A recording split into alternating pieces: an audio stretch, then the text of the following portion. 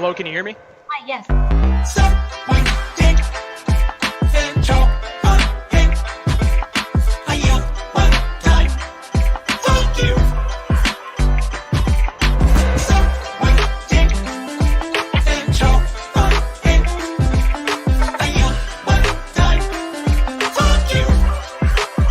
Hello, can you hear me? Yes. Black Lives Matter, defund the police. I find it disgusting that the LAPD is slaughtering peaceful protesters on the street. Fuck you, Michael Moore. I refuse to call you cheap. The protest was peaceful, so the police showed up, throwing tear gas and shooting rubber bullets. Is this what you think of protecting and serving? Because I think it's bullshit.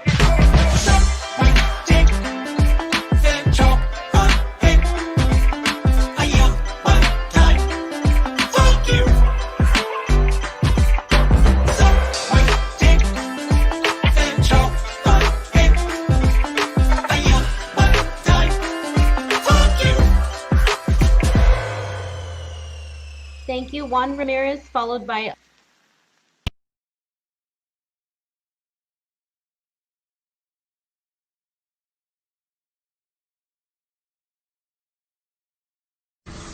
You about to lose your job. You about to lose your job. Get this dance. You about to lose your job because you are detaining me for nothing. You about to lose your job. You about to lose your job. Get this dance. You about to lose your job. Oh my goodness. You about to lose your job. Get this dance. You about to lose your job. Get this dance. You about to lose your job because you are detaining me for nothing. You about to lose your job. Get this dance. You about to lose your job. Get this dance. You about to lose your job because you are detaining me for nothing. You about to lose your job. Get this dance. You about to lose your job. Get this dance. You about to lose your job. Get this dance. You about to lose your J-O-B. You about to lose your job. Get this dance. You about to lose your job. Get this dance. You about to lose your job. Oh my goodness. It's you, boy. Is this shit worth you losing your job? Cause you bought to. Cause you ain't got no reason.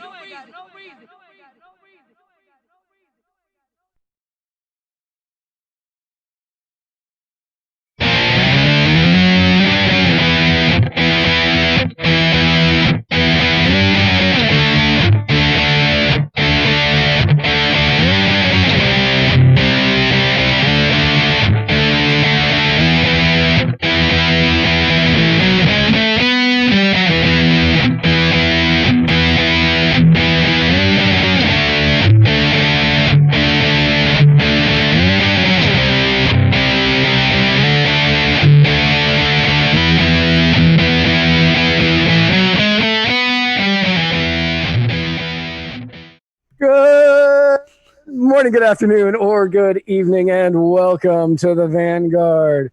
For Spike, Dr. Dre, Dole, Cohen, I am Matt Wright, and together we are traversing the muddied waters of freedom. I am so glad that I don't look at your list of Jewish rap names for me to intro me with each episode. Hey everybody, how are you doing? Welcome to the show. Thanks for joining us. Yeah, thanks for joining us on this very special Saturday episode of Muddied Waters of Freedom. First and foremost, allow me to thank Kasey Nether Campbell for the Kava that I'm drinking on today's episode. And allow me to thank Krogerthian the Fifth for my purified drinking water. Because I have the blue, but I don't feel like getting it. Bulavanaka.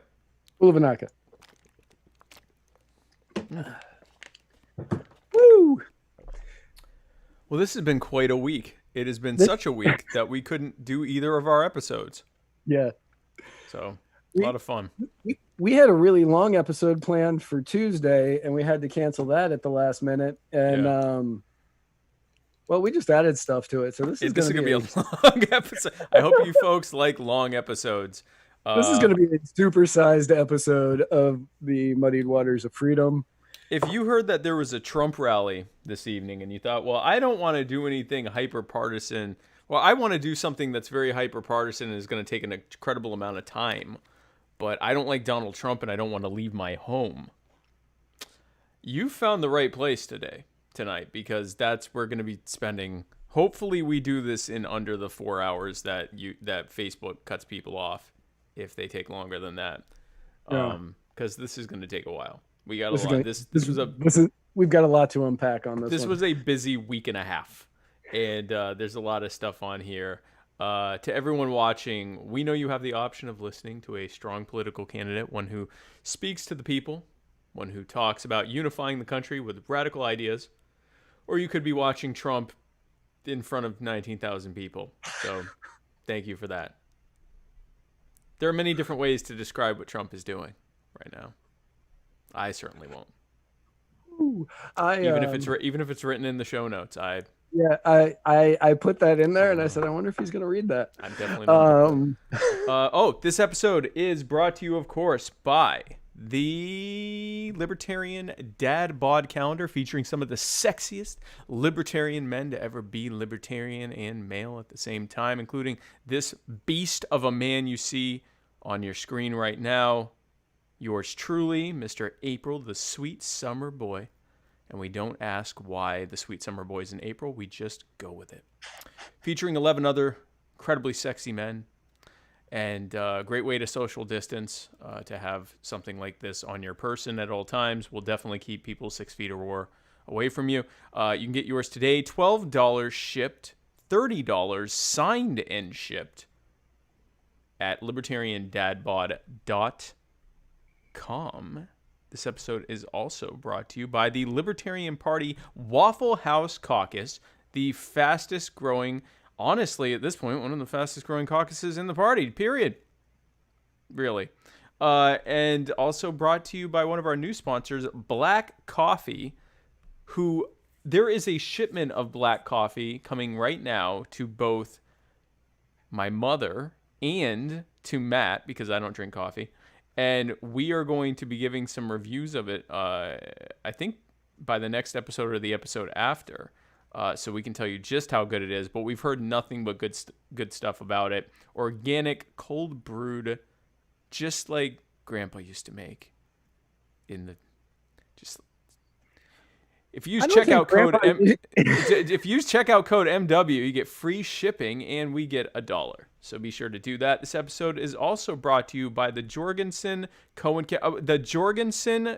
campaign. Joe Jorgensen and I are running to set America free in our time and to make our lives healthier, happier, and safer by using common sense libertarian solutions to solve the problems created and made worse by the Republicans and the Democrats. And this episode, of course, is brought to you by Henry McMaster, who the entire Jorgensen Cohen campaign is on the record of stating unequivocally is in fact a bitch.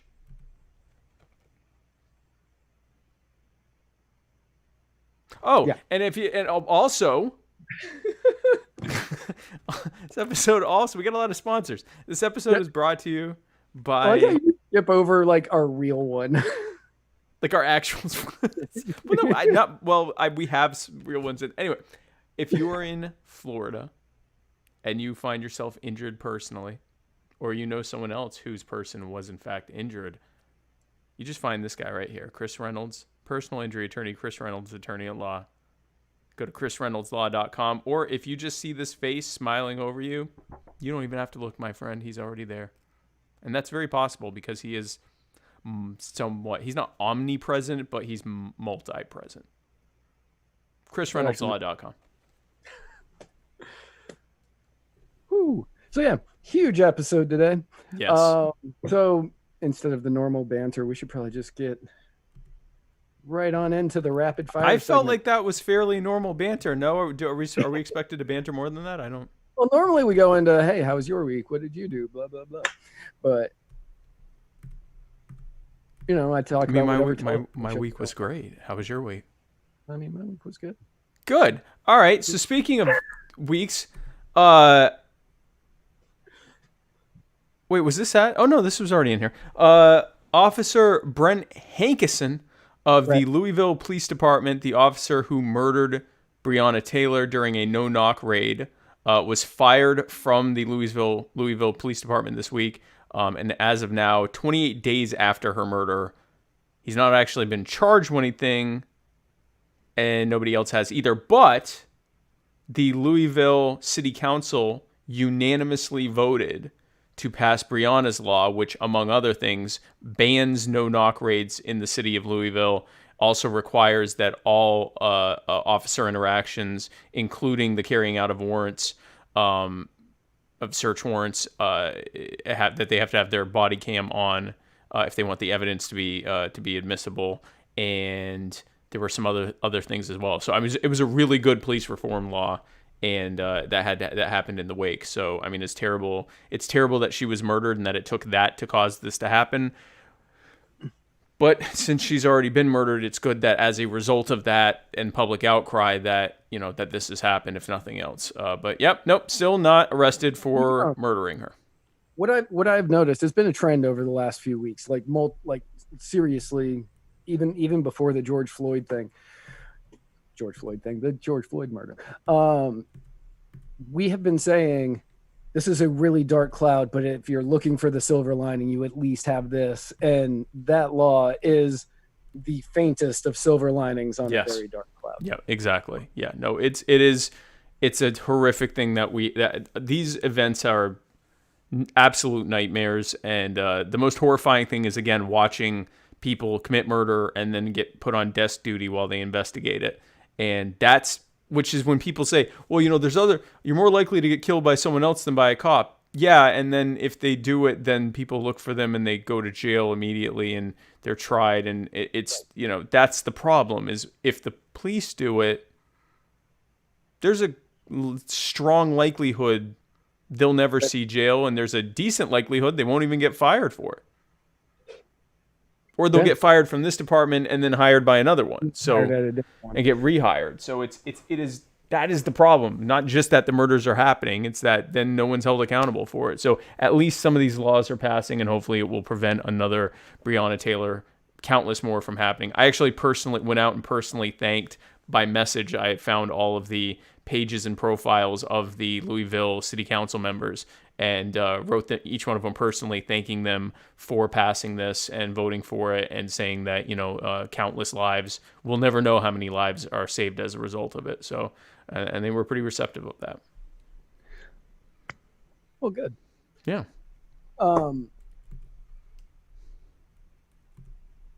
Speaking of people who are receptive,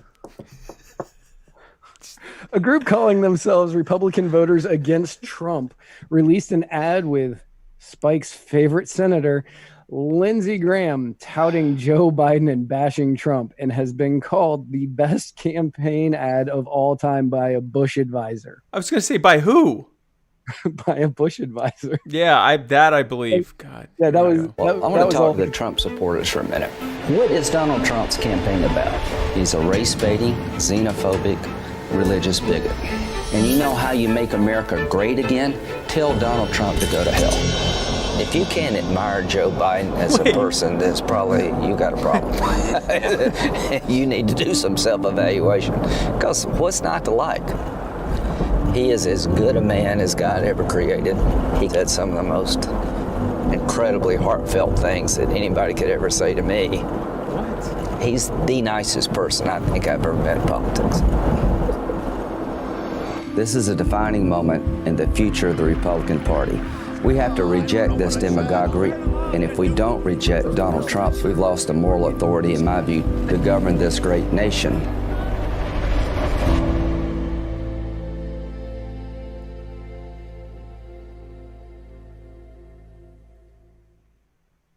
There is someone who exists who thinks that is the greatest campaign ad of all time. Of all time.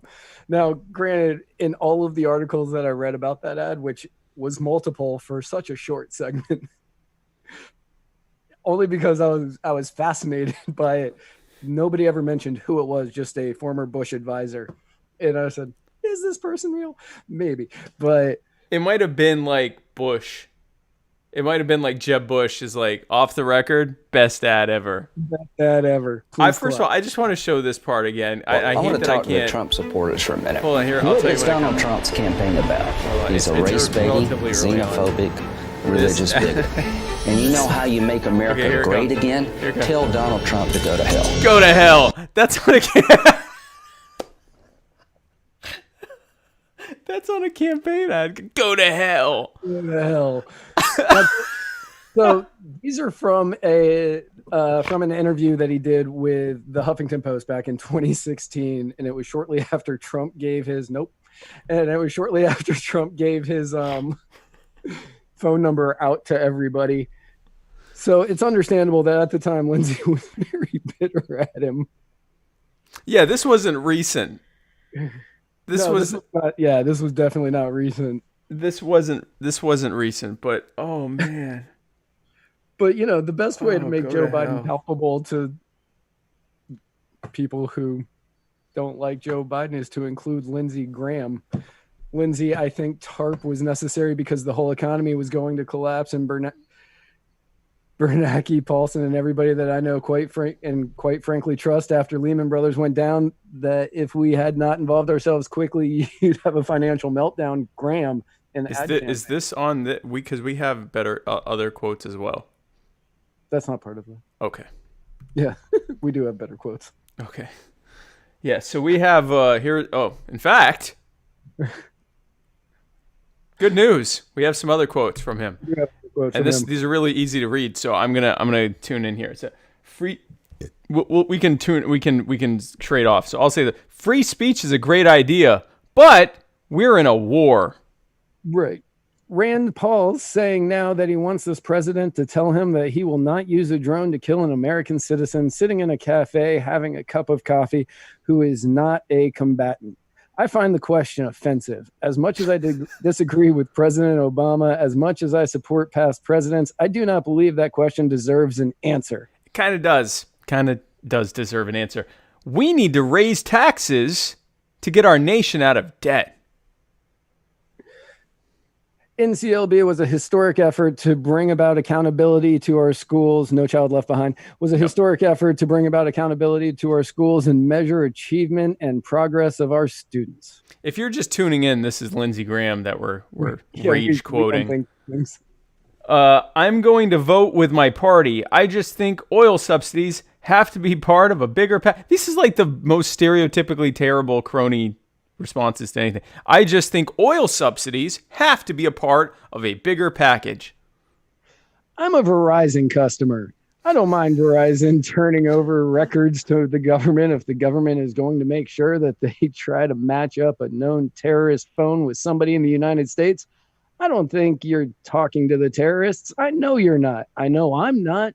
So we don't have anything to worry about. We don't have anything to worry about from the government. And when they say, I want my lawyer, you tell them, shut up. You don't get a lawyer. That one does not age well. That didn't start well. That one does not start. The whole plot line of that one is awful. I don't know of a time where anyone would have been like, yeah, that's how I felt too before you said it. Right. That's a good point. That's a valid point. I mean, but that's Lindsey Graham. Lindsey Graham. He doesn't bless him. That's Lindsey Graham. Start well. It started poorly and kept going from there. It didn't really get worse. It just sort of plateaued at terrible. You can't get worse if you're already at the floor. I like that he just is so proud of saying things like we need more oil subsidies. Yeah, that's a good one. So speaking of Republican blows, in a blow to the conservative movement in the U.S., the Supreme Court ruled in a 6-3 ruling on Monday that discriminating against an employee for being gay or transgender violates the Civil Rights Act of 1964. That's right. Neil Gorsuch wrote in the majority decision that an employer, which, by the way, this pissed off so many of his supporters. Mainly because he's more they're- kind of libertarian leaning in his conservative/libertarian leaning. Yeah. Right. Wrote in the majority decision that an employer who fires an individual for being homosexual or transgender fires that person for traits or actions it would not have questioned in members of a different sex. Sex plays a necessary and undistinguishable role in the decision, exactly what Title VII forbids. So here is the key thing here.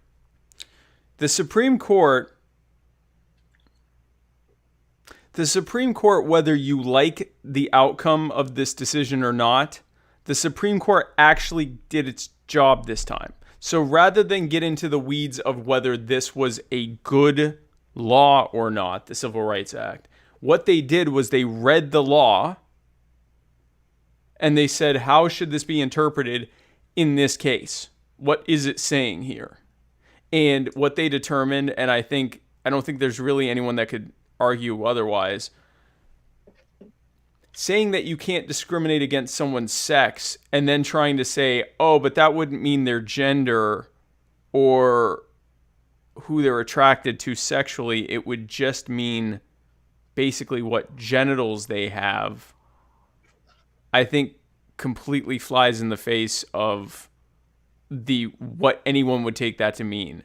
And so that's what they determined, and that's where we are. So it's one of those, if you don't like the act or you don't like that provision in the act, then there has to be a legislative role there, as opposed to taking it to the court and telling them to strike it down or to say it doesn't apply the way it's fairly clearly written. So that's what happened there.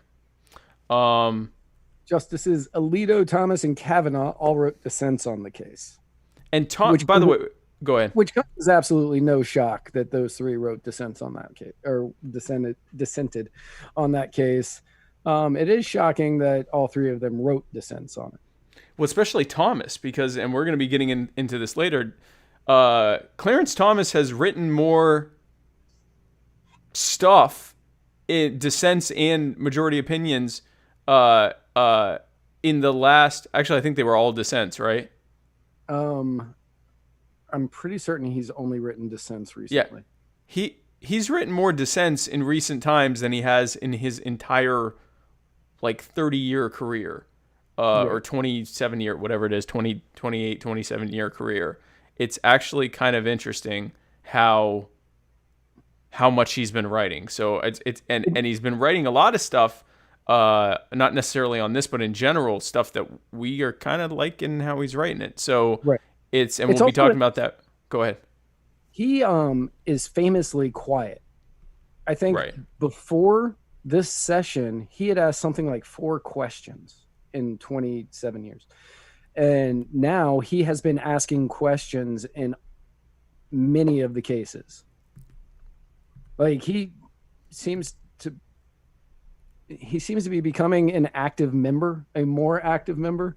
Not saying he wasn't active before, but before he was just listening and taking in, and now he is actually asking questions that the other justices aren't asking. And that's the thing. So it makes you wonder if maybe he's kind of changing his opinion, where he doesn't feel like the other justices are already asking what he wants to say.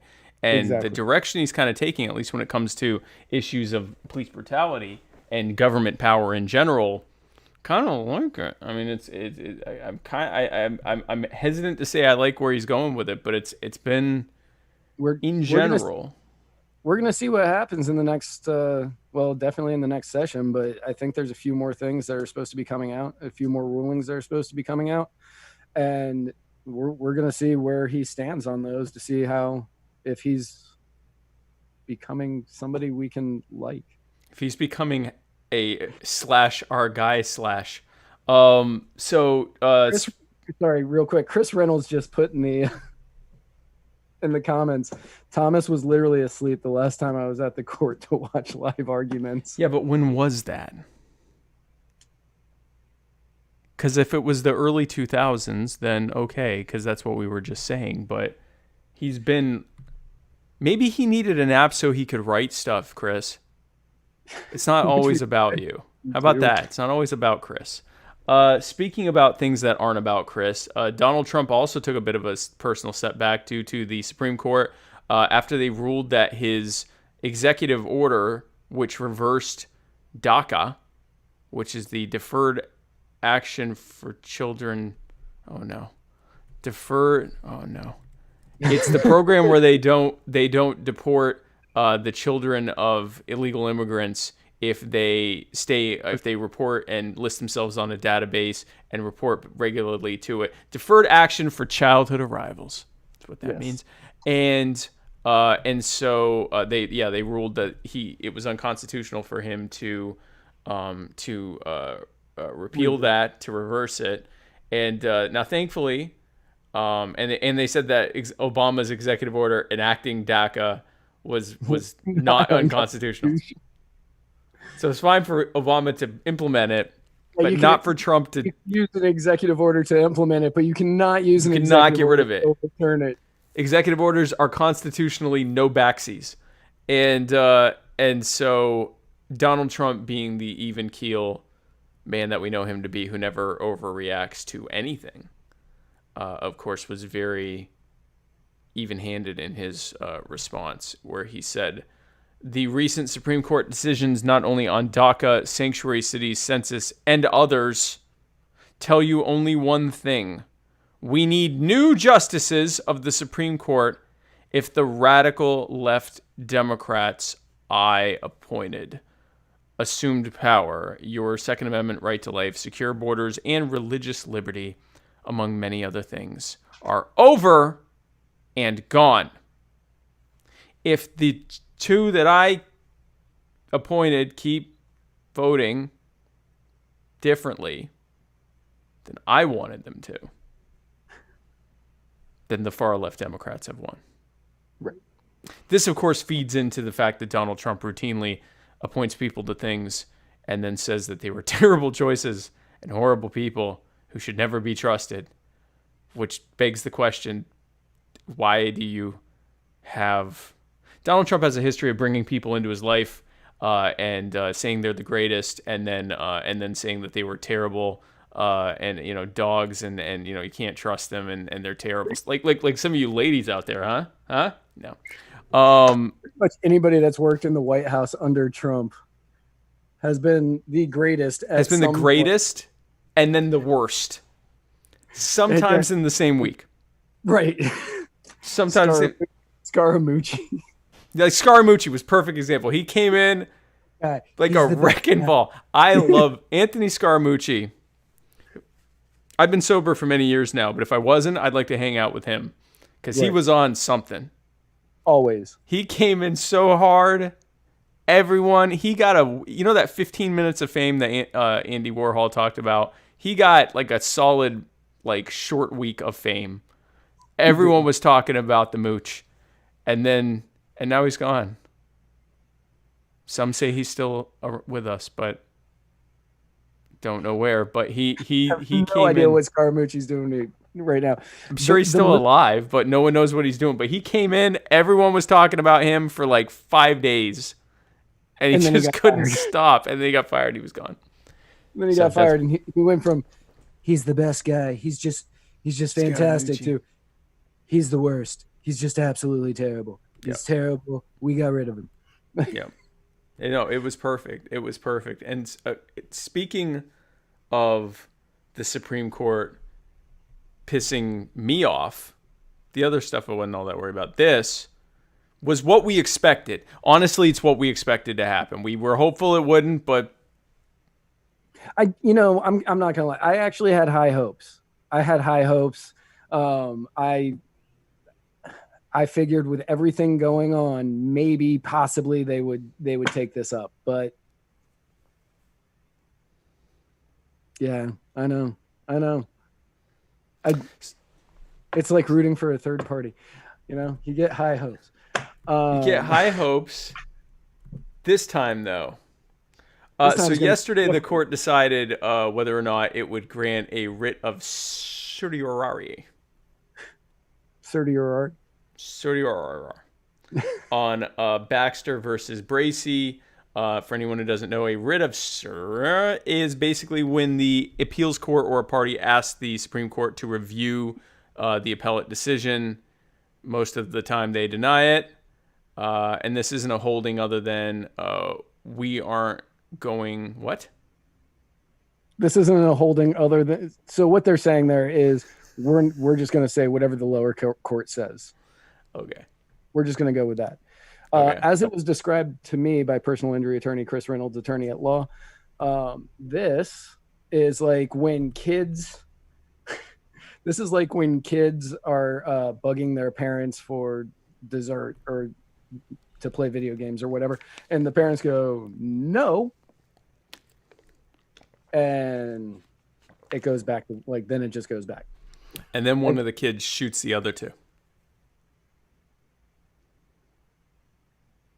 So this isn't it is so this Baxter versus Bracey, it's a case of it was a Tennessee man who was attacked by a dog after surrendering to the police. So quick recap, he wasn't in cuffs. He was sitting on the ground with his hands in the air. He had not been detained yet. I had previously said that he was in cuffs. I was wrong. But he had surrendered with his hands in the air. And so then instead the police said, well, that's not enough. They sent the canine after him, and he was mauled by the dog. And in the original argument is they found a similar case, and somebody had been arrested, but they surrendered beforehand, and they still got attacked by a dog, and that one was found to be excessive use of force. That person had lied down and put their hands out. And they said that was the difference maker between excessive force and not excessive force. It's like literally the exact same case, but one person did this and one person did this. Right. How could a police officer had known that you can't stick the cop on someone surrendering like this just because they already knew you couldn't do it if they're like this? This is what qualified immunity is. And that's why, I was recently asked on a call-in show with Austin Peterson. He asked me, he said, don't you think it's great that Donald Trump is passing executive orders to stop police brutality? And I said, well, if you look at the order, all it did was give more training. Bad cops don't need training to not murder and otherwise maul and abuse people. They just need to be held accountable for when they do, or if they do, which is a deterrent for them to do it in the first place. And it's also a deterrent for good cops to not step in and stop them because they can be held accountable too. And so I said, if Donald Trump was serious, he would be calling for everyone to co-sponsor and vote for Justin Amash's Ending Qualified Immunity Act so he can sign it and make it the law as soon as possible. Yep. But he didn't. So the court, even with all that's going on in the world with protests around the country, around the world, it expanded everywhere. Yeah, this is the entire world is saying enough already to this. That the people who presume authority over us and are putting people in charge of telling us what to do need to have we need to have basic protections against over abuse and use of force against us. And despite all of that, they denied the writ of certiorari. And this means that there is no argument in support of the decision, but if anyone wishes, they can write a dissent. Isn't that right, Matt? That's right. It's sort of like when, you ask your parents for something and they say no. You can argue if you want, but it doesn't mean anything. Clarence Thomas took this opportunity and wrote a dissent on the decision, which probably the best writ of certiorari I have ever read. Oddly enough, possibly the only. Justice gave the history going into much more depth than we did a couple of weeks ago on our show of qualified immunity. So based on his dissent of the decision, we go back immediately to the Civil War. When the 13th, 14th, and 15th Amendments were ratified in order to ensure there was no abuse against certain individual rights. Read into that whatever you will. Yep. And he wrote, armed with its new enforcement powers, Congress sought to respond to the reign of terror imposed by the Klan upon black citizens and their white sympathizers in the southern states. Congress passed a statute variously known as the Ku Klux Act of 1871, the Civil Rights Act of 1871, and the Enforcement Act of 1871. Section 1, now codified as Amendment whatever, provided that any person who, under color of any law, statute, ordinance, regulation, custom, or usage of any state, shall subject or cause to be subjected any person within the jurisdiction of the United States to the deprivation of any rights, privileges, or immunities secured by the Constitution of the United States shall be liable to the party injured in any action at law, suit in equity, or other proper proceeding for redress. Or in today's terms, it states that individuals have a right to sue state officers, so politicians, police, government officials, for damages when their rights have been violated. Right. And there's no mention of defense or immunities or qualification of immunities, as Thomas says, applies categorically to the deprivation of constitutional rights under color of state law. So it had nothing to do, these things that were introduced later, well, I'm going to let Matt talk about it. So for the first century of this law, no immunity. Sorry. I get really excited when Chris Reynolds gets excited about like the legal stuff. I don't know. That's the most exciting part of the show. It is the most exciting part of the show for Chris. For the first century of this law, no immunity was recognized under this law, and in fact rejected that the plaintiff must prove malice to recover. In the 1950s, this court began to ask whether the common law in 1871 would have accorded immunity to an officer for a tort analogous to the plaintiff's claim under Section 1983. The court, for example, recognized absolute immunity for legislators because it concluded Congress had not impinged on a tradition of legislative immunity so well grounded in history and reason by covert inclusion in the general language. The court also extended a qualified defense of good faith and probable cause to police officers sued for unconstitutional arrest and detention. The court derived this defense from the background of tort liability. 1951, 1967. I wonder what was going on that would have led to lots of police officers and people in government abusing people's rights in the 1950s and 1960s. Probably right. Nothing. That's not a funny joke, but man, that's a funny joke. I'm sure it was just a coincidence that in the 1950s and 1960s, the federal government started telling state officials mostly that they could do whatever they wanted to anyone in particular. That's awful coincidental and probably has no other context behind why that would be happening in the 1950s and 1960s. Matt? John Hartley says damned rock music. That was definitely to combat rock music. That's right. Elvis Presley. Little Richard ruined everything. Elvis Presley did all of this. This is all Elvis. Elvis did qualified immunity. Right. In Schuer versus Rhodes, without considering the common law, the court remanded for the application of qualified immunity doctrine to state executive officials, National Guard members, and a university president. A university president? I wonder what was happening in the 1970s with the National Guard and university presidents that could have potentially led, for example, in Kent State to, I was wondering, maybe some people might not get the reference. I was like, I'm pretty certain our audience gets that reference. I'm hoping, I would hope most of you would have gotten that reference. Yeah. But this is and I want government abusing people and the Supreme Court stepping in and going,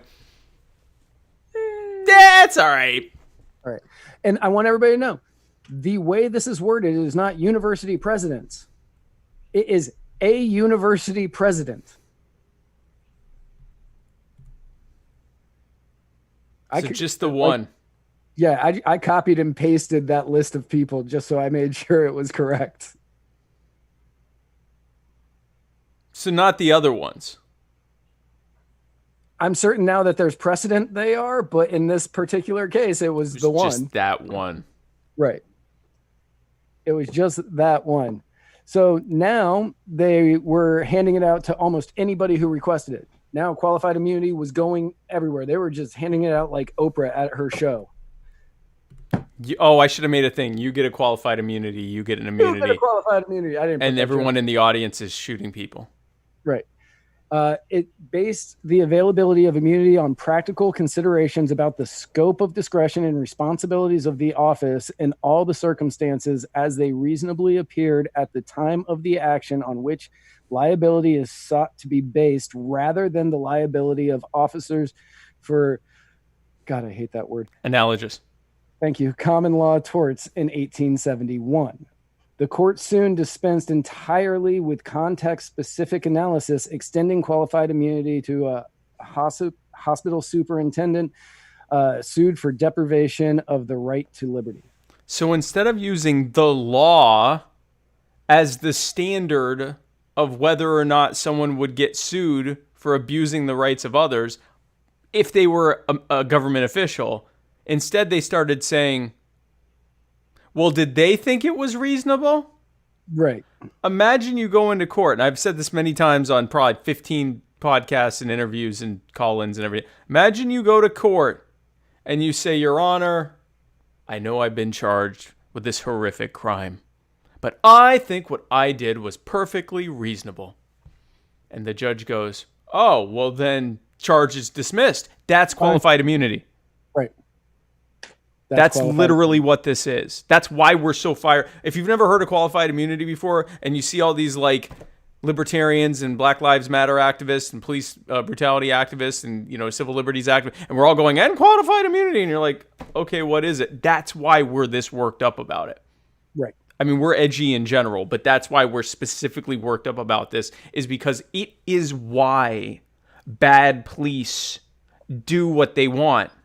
And it's why police that don't want to do that just kind of stand back and let it happen, because they know no one's going to be held accountable for it.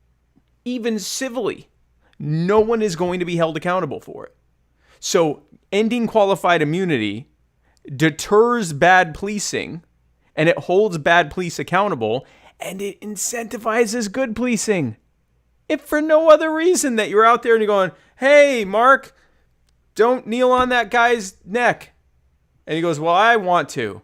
And you go, well, I'm also here as a police officer, and if I don't stop Mark from slowly murdering this man, I can be held liable too, because I don't have qualified immunity.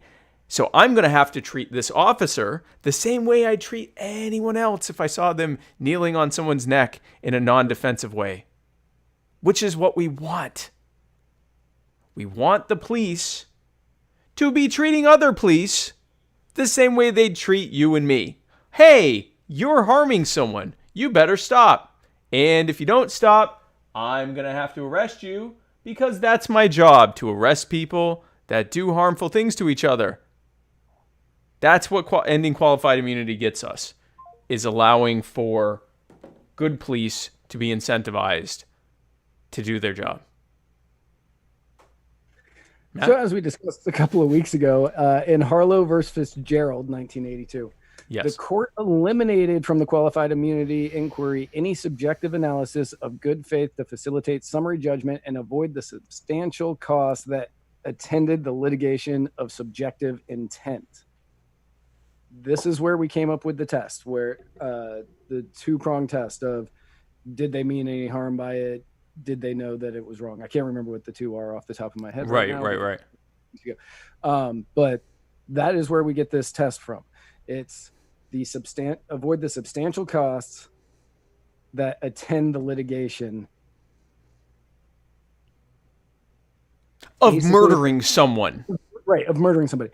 Basically, it's not insurance company, car companies, where they are trying to figure out, does the cost of a recall outweigh the cost of all the lawsuits? Does firing this guy outweigh the cost of what we might have to pay.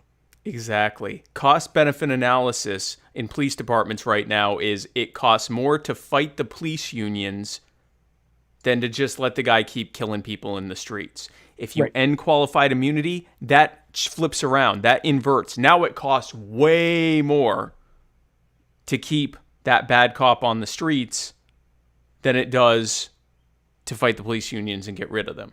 Now, police unions, whole other problem to deal with, but even before that, just ending qualified immunity. Not only does it make the good cops stop the bad cops because they don't want to get sued, but the police departments themselves are looking at this and going, it's going to cost a fortune keeping this guy around. We got to get rid of him. The first time they do something, far before murder, because if you look, Derek Chauvin, who murdered George Floyd, 17 previous counts. What do you want to bet they weren't all murder? There was one that was murder, but there were other ones that were, he beat someone up, or he held them too long, or he, whatever. He was doing stuff, and over time he became emboldened because he found out, I'm a cop, and there's no immunity. I have full immunity. I can do whatever I want. There was, oh God, what was that guy's name? We showed the video a couple of weeks ago, and then it was in the intro last week. He was a cop out of LA, and he was beating a suspect that was in. Oh, yeah. Just wailing on this guy. He already had him in handcuffs, and he just starts beating him. Yeah, it was the Zuri. Zuri Davis taught. Yeah, she had it on hers. Right. He had some wrongful death allegations against him. Right. But he had qualified immunity. He was the guy who shot somebody in his front yard, right? Yep. Shot someone in their front yard who was like having an argument with his family, and he didn't speak English. Right. And that wasn't acceptable. He also shot a guy who had absolutely nothing to do with it. He was just outside. Yeah, so he shot someone who was recording it, and then tried to arrest him for having like a water gun or some ridiculous thing. Right. And said it was a weapon. Right. And he didn't have it on him, and he ended up getting those charges dropped if he wouldn't sue. Yeah, he didn't have it on him. It was in his house. So he was told to leave, and so the guy left, and he shot at him. And then when it followed him into his house and arrested him for having a weapon and assaulting an officer. He walked from the officer after getting shot at and had a squirt gun in his house. This is what qualified immunity brings you. It brings you terrible police officers and police departments who go, it's not worth getting rid of them. It's going to cost way more to fight the unions, and it's not costing us anything to keep them. And the good cops that are there say, I'm not going to upset the apple cart. I know that nothing's going to change anyway, and I'm not going to be held liable for it. In fact, I have much more problems if I try to stop this guy. Whereas if you remove the immunity, Frank Hernandez is the cop. Thank you to Periscope user KRKASP. What was his name? Frank Hernandez. Yeah. And thank you for the 33 super hearts from KRKASP. Yes. Now we have to find out what that means. I don't know what that means. I'm excited though. Thank you very much for the 33 super hearts. We should probably know what those are. Yeah.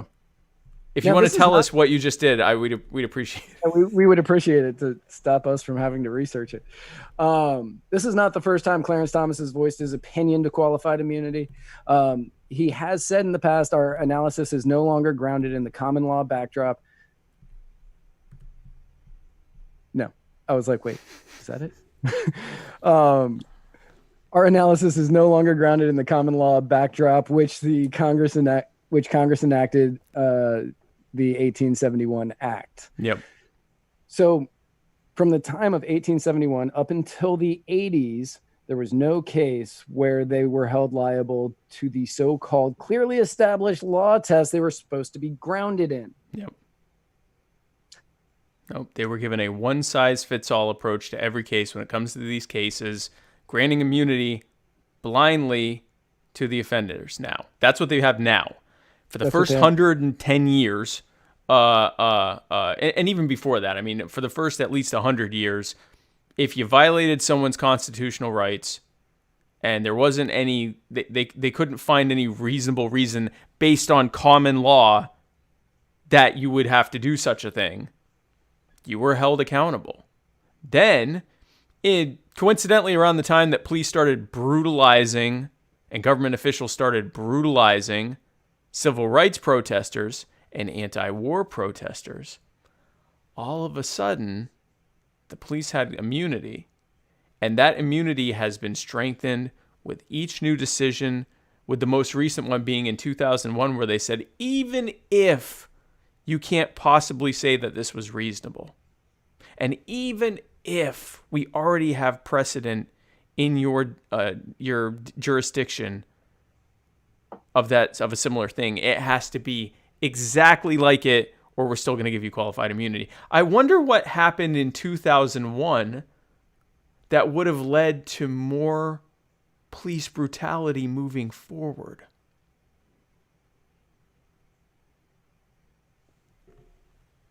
Well, it would have been what happened in 2000 or before. No, but the justification for it. That still wouldn't make sense because it would have come out in June. They knew.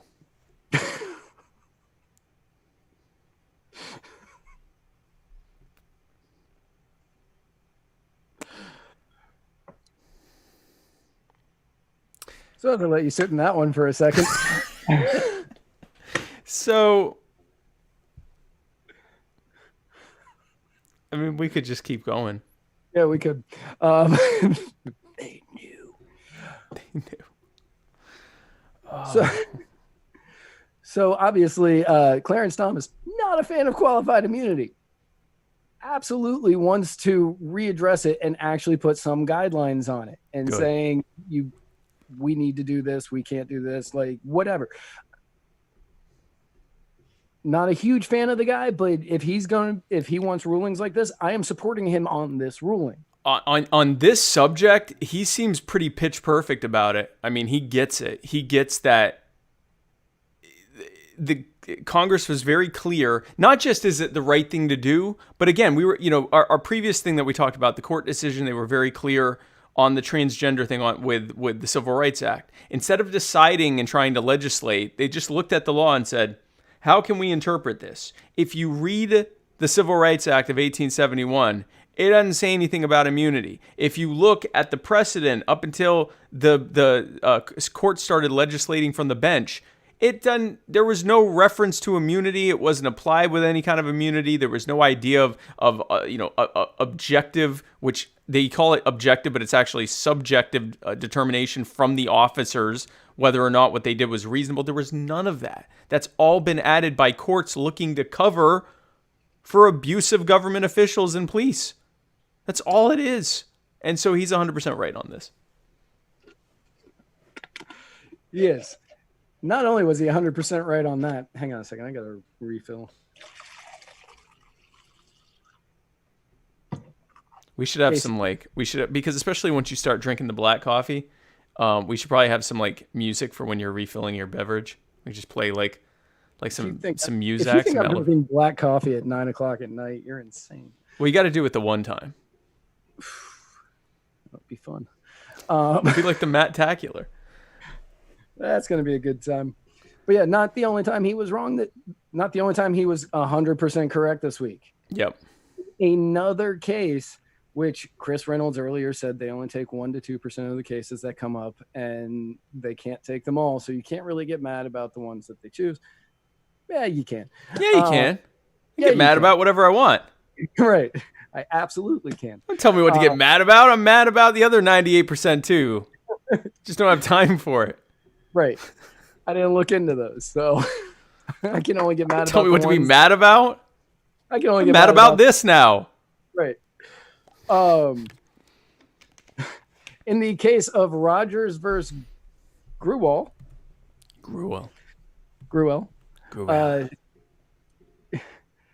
New Jersey has a requirement that any person seeking to get a handgun carry permit must first demonstrate to the satisfaction of the authorities of the state that he has justifiable need to carry a handgun. Here we go. Among other things, the applicant must specify in detail the urgent necessity for self-protection as evidenced by specific threats or previous attacks which demonstrate a special danger to the applicant's life that cannot be avoided by means other than by issuance of a permit to carry a handgun. Can you imagine if we made police do this? I mean, it wouldn't happen, but can you imagine? It absolutely wouldn't happen. It would never happen. But can you imagine putting this on the government? Because according to the Federalist Papers, the purpose of the Second Amendment was that anything that the government had in terms of arms, the people should also be able to have. So if the state of New Jersey is saying that this is the threshold for the citizens, for residents of New Jersey being allowed to get a handgun, then according to the founding intention of the Constitution, they also should have to meet this threshold to be able to get a handgun. Right. And real quick, Chris Reynolds, he says we'd need another, actually he says we'd need a other 1,000 Supreme Courts to hear all the cases appealed to SCOTUS. And still mad. We are not, well, I can't speak for Spike. I am not mad that they don't take all of them. I'm mad at that too. That they don't choose the ones I want them to. I'm mad about both those things, actually. So, under the rules, generalized fears for personal safety are inadequate. So if you have a fear for again, your own safety, not good enough. Not good enough to get a permit for a handgun. Generalized fears for personal safety are inadequate. That should be stamped on the foreheads. No, not even that. It should be the law for the police. Again, imagine if the police were told that just generalized fears for personal safety weren't sufficient for them to carry a weapon over the course of their duties. And now keep in mind that we travel the same streets they do. And unlike them, we don't have a badge on us, which means statistically we are far more likely to suffer from, as we're routinely told, you're much more likely to get murdered by some guy than by a cop. Yeah, that's true. And cops are even less likely to be murdered by anyone because their job is actually one of the safer ones. It's actually much more dangerous to be a pizza delivery driver. The thin brown crust. And the point of that is that they routinely tell us that the reason they have to keep carrying ever-growing militarized equipment is because of the fear that they experience just even being out amongst us. Then why can't we have it? What's that? Even the fear they experience in the McDonald's drive-thru. In the McDonald's drive-thru, and that's coming up. Going to be talking about that. Are we? Yeah, right. No, not the Wendy's drive-thru, the McDonald's drive-thru. Gosh, the McDonald's drive-thru was crying Officer Stacy, who was afraid to take her McMuffin because she didn't see them make it, and she was afraid that they did something to it. I don't even remember that. How long ago was that? Yesterday. Oh, that's why. Yeah, I didn't even know that one. So Stacy shouldn't be able to use her handgun. Yeah, send me that. That's funny. She cries a lot. So Thomas Rogers, who is suing Gruel, has a business operating on ATMs and wanted to carry a weapon with him for protection because he works on ATMs. Yeah. In New Jersey. Right. Presumably including Newark. And Actually, other places. Pretty much anywhere in Jersey. I guess just anywhere in Jersey. And shout out to New Jersey. Atlantic City. See, now I have to. See, this is the problem. Now when I say things, I have to worry about losing New Jersey, which is why I want to get rid of the Electoral College. So Thomas Rogers, even though he works on ATMs in the public, where someone who might want to rob that ATM would have a perfect opportunity to do so when there's someone there who can just open it and give them all the money in it. Yep. Even that didn't, and that's far more dangerous than being a cop, by the way. Even that failed to meet the exacting standards of the state. Not for themselves, but for the rest of us. That's right. So on Monday, the Supreme Court decided not to grant the writ of certiorari. Of course. I'm sure that's what Donald Trump was mad about. Yeah, that was the one. It wasn't DACA. It was that. It was that. Certainly. Because this makes me want to angry rage tweet, which now I actually get to angry rage tweet and lots of people see it. I'm going to actually angry rage tweet about the fact that Chris Reynolds says there are things I'm not allowed to get upset about. Well, now he's mad that we're both so wrong. So Clarence that kind of makes me feel better. Yeah. Clarence Thomas wrote the dissent along with Brett Kavanaugh. The text of the Second Amendment protects the right of the people to keep and bear arms. We have stated that this fundamental right is necessary to our system of ordered liberty. Yet in several jurisdictions throughout the country, law-abiding citizens have been barred from exercising the fundamental right to bear arms because they cannot show that they have a justifiable need or good reason for doing so. One would think that such an onerous burden on a fundamental right would warrant this court's review. This court would almost certainly review the constitutionality of a law requiring citizens to establish a justifiable need before exercising their free speech rights, and it seems highly unlikely that the court would allow a state to enforce a law requiring a woman to provide a justifiable need before seeking an abortion. But today, faced with a petition challenging just such a restriction on citizens' Second Amendment rights, the court simply looks the other way. This was a pretty sick burn. Yeah, I was going to say, one, little wordy, and tough to get through without stumbling. But right. Yeah, that's like the Supreme Court equivalent of a mic drop, I feel. Yeah, no, it was pretty rough. And I mean, this is, by the way, why you need to vote for Joe Jorgensen and me. Because in the White House, we will use the Department of Justice as a department of actual justice. And among many other things, one of the things that we will do is tie cooperation between federal and state law enforcement agencies with requiring them to not violate the constitutional rights through their legislative and executive actions. One of those would be gun laws. And now you see how the White House can get rid of gun laws at the state level without even including the legislature, or at least stop them from being enforced in any effective way. Right. Go ahead. Now, according to Thomas, the case would have been an opportunity to restrict the ability of these states to infringing on the Second Amendment. Right. They also would have been able to cover open carry and decide the constitutionality of justifiable need restrictions on the right to carry, but they did not take it. They did not take it. They threw it out the window. And as Clarence Thomas, today the great Clarence Thomas says, Today, faced with a petition challenging such a restriction on citizens' Second Amendment rights, the court simply looks the other way. Yep. No, it is incredible. So had Heller versus DC, for anybody out there. Heller versus DC, yeah. For anybody who didn't know. Had Heller given more of a precise standard on evaluating Second Amendment claims, this wouldn't be an issue. But instead of laying out a general roadmap, they just kind of said, we're just going to let the lower courts kind of decide. In the comments, Ike Sanchez, needing a license to carry a gun is an infringement on its own. Exactly. Yes. Just even you having to go to the government and say, may I please be allowed to exercise what I was told specifically is my Second Amendment right to keep and bear whatever arm I wish without any infringement, please? That alone is an infringement on that. To put any kind of requirement is just a further infringement.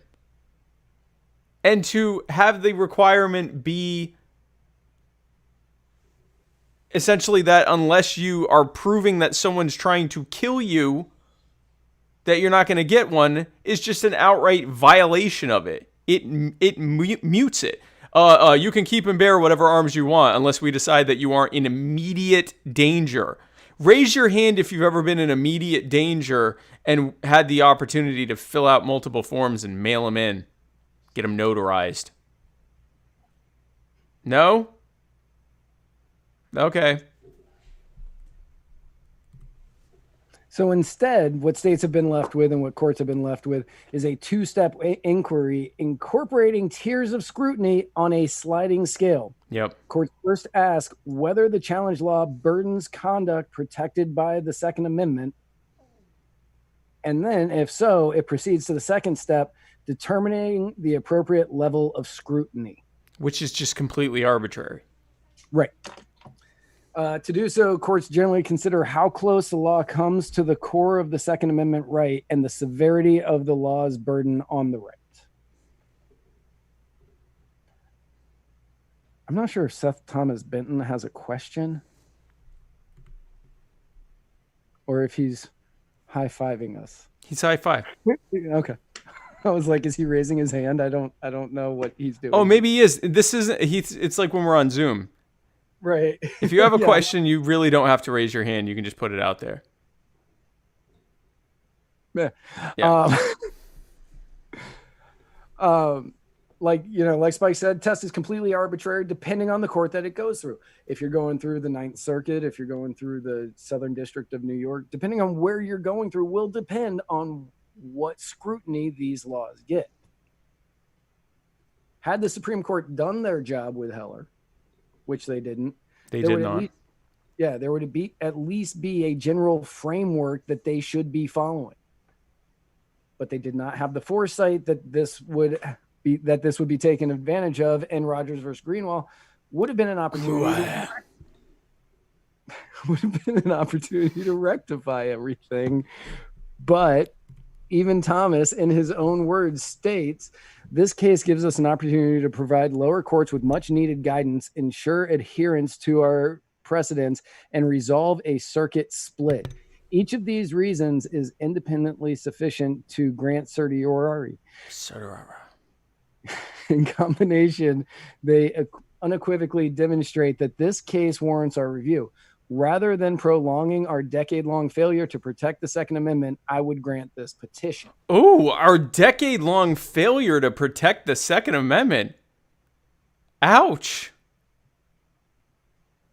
This is a sassy Thomas. Sassy Clarence. Sassy Clarence. Caddy Clarence. Caddy Clarence. He's not wrong. Our decade-long failure to protect the Second Amendment, and instead, faced with a petition challenging such a restriction on citizens' Second Amendment rights, the court simply looks the other way. This is someone who is not pleased, Matt. Yes, he is definitely not pleased. He is not happy, and he's telling us. So again, not the biggest writer. This guy, not the biggest question asker either. No. And apparently, according to personal injury attorney Chris Reynolds, attorney at law, he falls asleep sometimes. Let the man sleep. Let the man sleep. He's a busy man. If this is what nap time gets us from him, then he can have all the naps he needs. 20 years worth of naps got him here. It's working. Let the man have his nap time, and if he keeps putting out quality stuff like this, then I'll change my thing about, replacing the Supreme Court with Reginald, and I'll just replace it with him. I mean, he's got a long way to go for that, but Craig DaCosta, thank you. It's certiorari.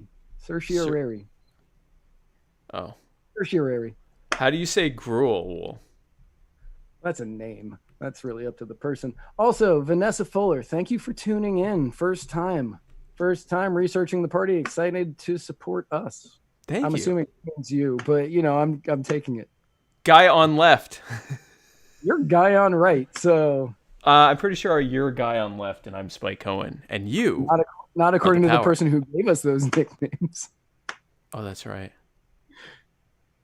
Yeah, you were guy on right. He kept saying guy on right. Well, you let guy on left talk. And you are the power.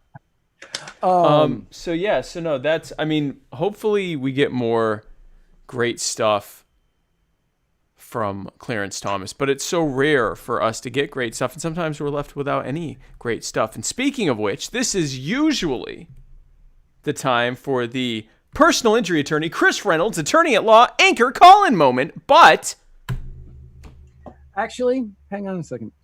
I was just reminded of something that I have kept from our dear friend, Ross Keenum, who is watching on YouTube. He emailed us, and I had forgotten because it's Saturday. Well, now I'm marginally less angry. Well, yeah. So he said, Matt, I've never tried Kava, but it's been on my radar for a while. Are there any brands you'd recommend, and how would you recommend a newbie prepare it? Spike, are you loyal to Kroger brand water, and do you ever venture into the world of exotic seltzers? I like a nice seltzer. I tend to I am Jewish. No, I'm not loyal to Kroger. I just get Kroger because we get these things in the mail because we shop at Kroger so much, and they give us either free packs of Kroger water, again, Jewish, or $1 off or whatever, and they're already cheap. So I just get a lot of these. But we also, I often do Le Bleu water, which is both kosher and made in America, just like me. And I do the Costco water. And yeah, I do like a nice seltzer. I haven't been drinking seltzer a lot recently, but I do like seltzer. And then I didn't get into seltzer until I quit drinking alcohol. And now a nice seltzer with some lime in it, it's very refreshing. There are a lot of former reformed winos who say they'll drink seltzer with some fruit or something in it and kind of get a similar, because it's not even the the high that they miss as much as just the that tang in the taste or whatever. So it has a similar. I mean, it's not the same as wine or champagne, but you can kind of trick yourself a little bit. And I did respond to him about the Kava, but I'll tell anybody else out there because he asked me about Kava and what's any brands I would recommend. Knock 'em all at home. That's NAKAMALATHOME.com. Knock 'em all at home is where I buy all of my Kava powder from. They have a lot of different types that you can pick up. They are not a sponsor of the show yet. Working on it, but they should be. They should be, but they have a lot of different types that you can get. My personal favorite is the white sand, also known as a mined Kava.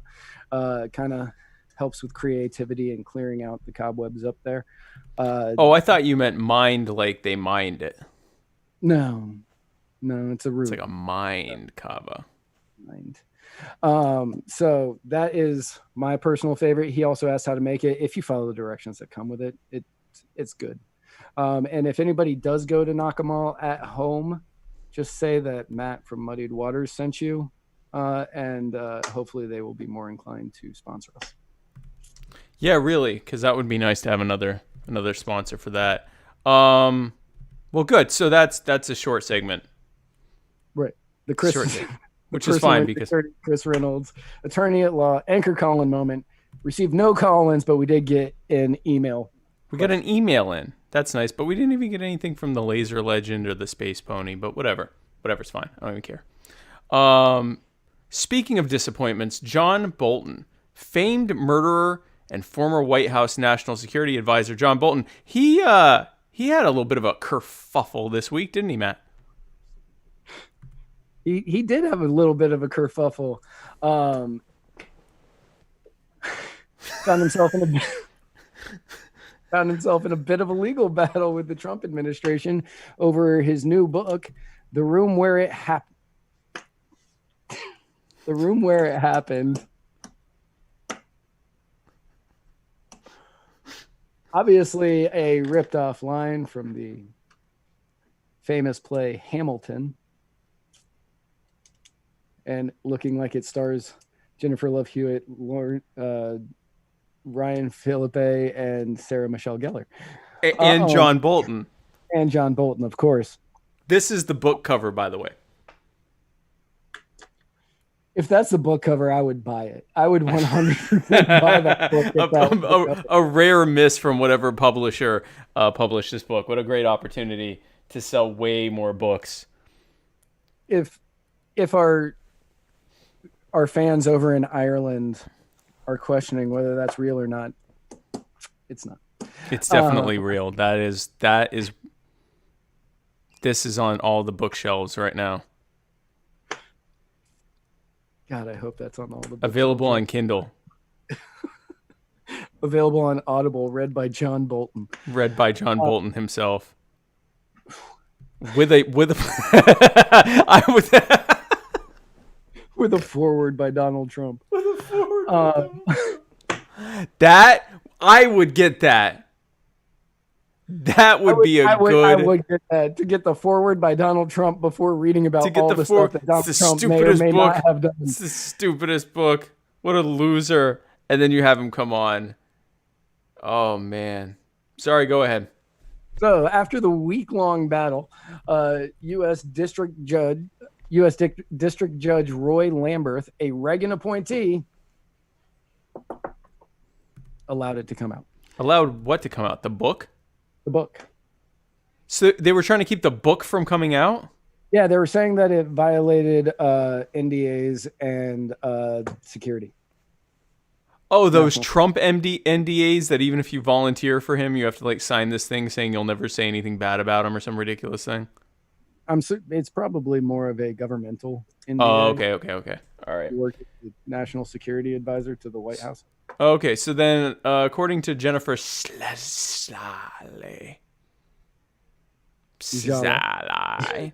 of the New York Times, she's probably going to end up like interviewing me and not in a friendly way after that.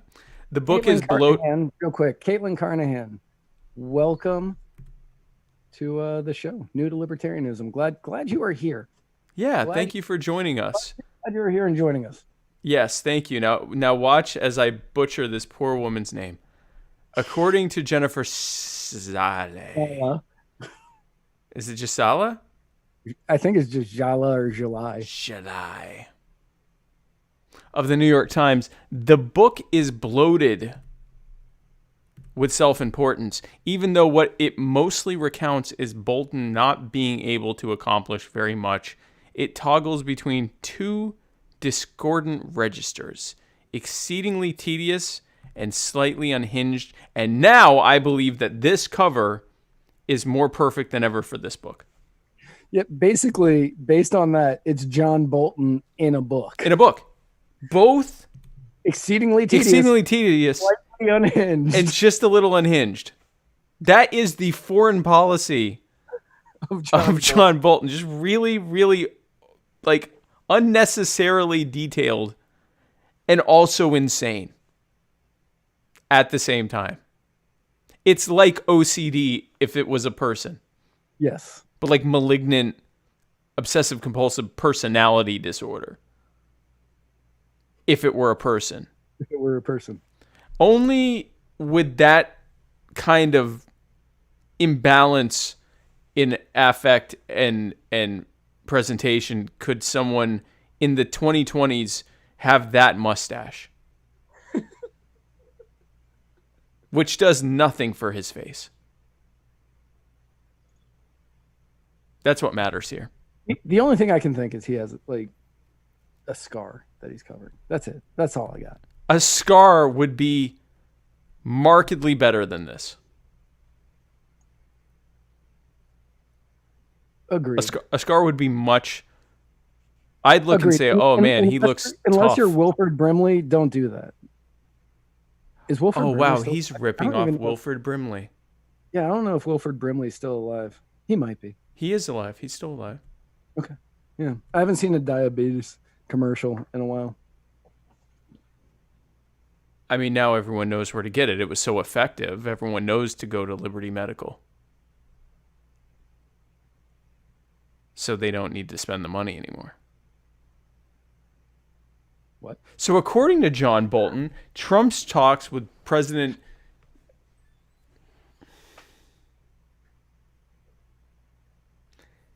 Hey, Matt, what did John Bolton say about Trump and China?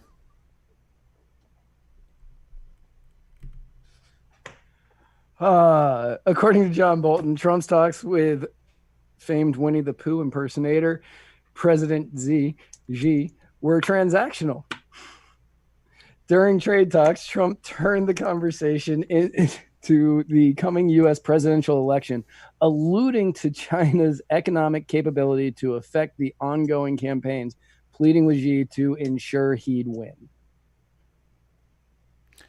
Are you telling me that Donald Trump is transactional in his conversations with people in tremendous positions of power? I'm not saying that. John Bolton I refuse to believe this man. John Bolton is saying that. I refuse to believe this man's mustache or the person attached to it when he says that Donald Trump is meeting with officials and trying to leverage it for his own personal gain.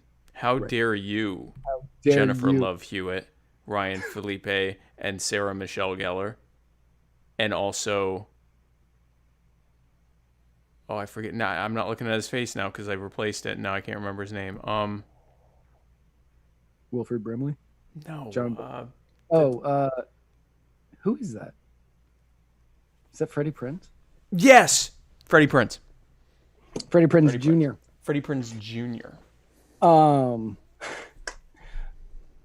Bolton also writes, I would print Trump's exact words, but the government pre-publication review process has decided otherwise.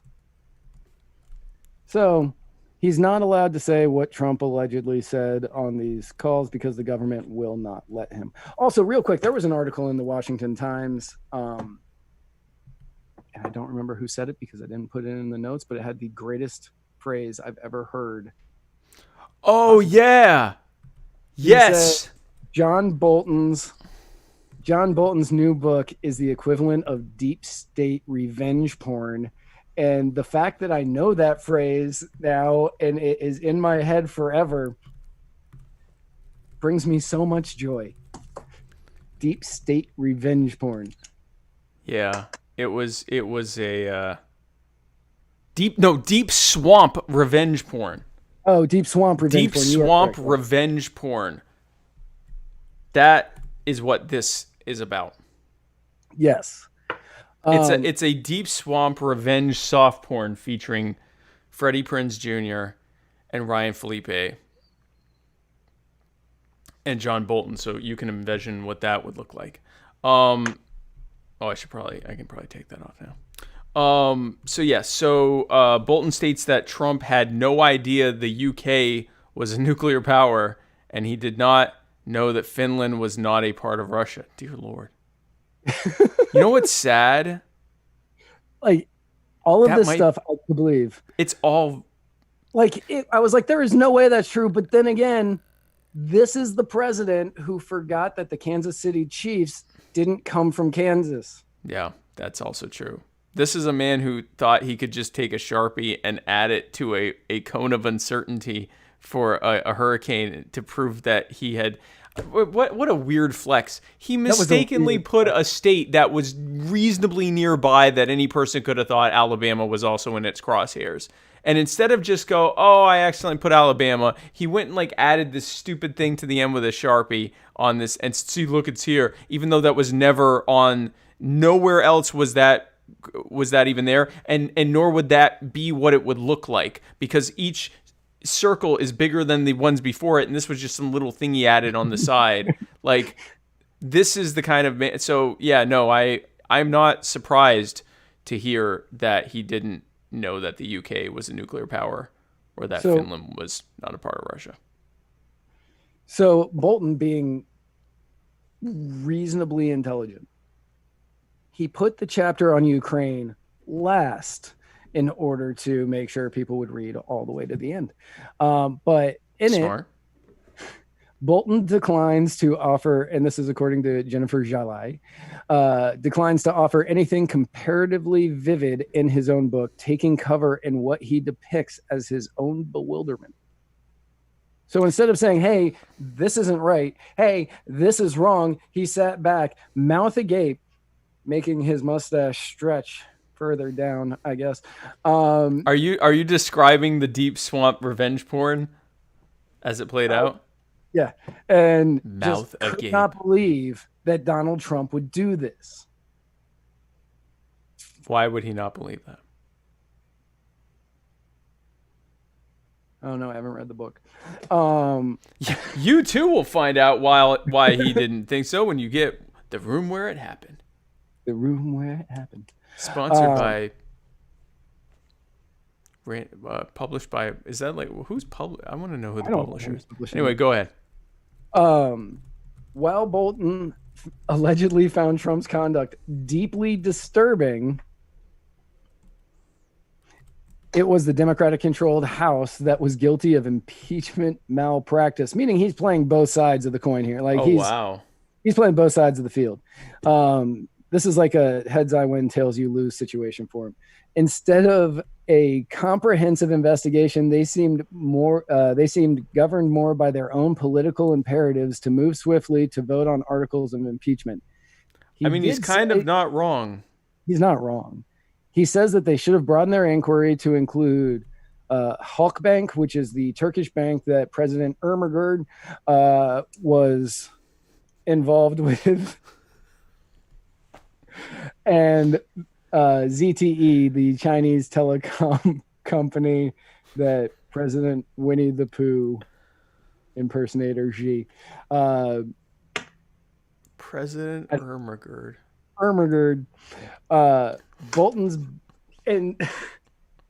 Bolton's book might actually be factual. It might be factual all the way to the last detail. Right. But this is a man who never, ever went to Congress about the issues that he had.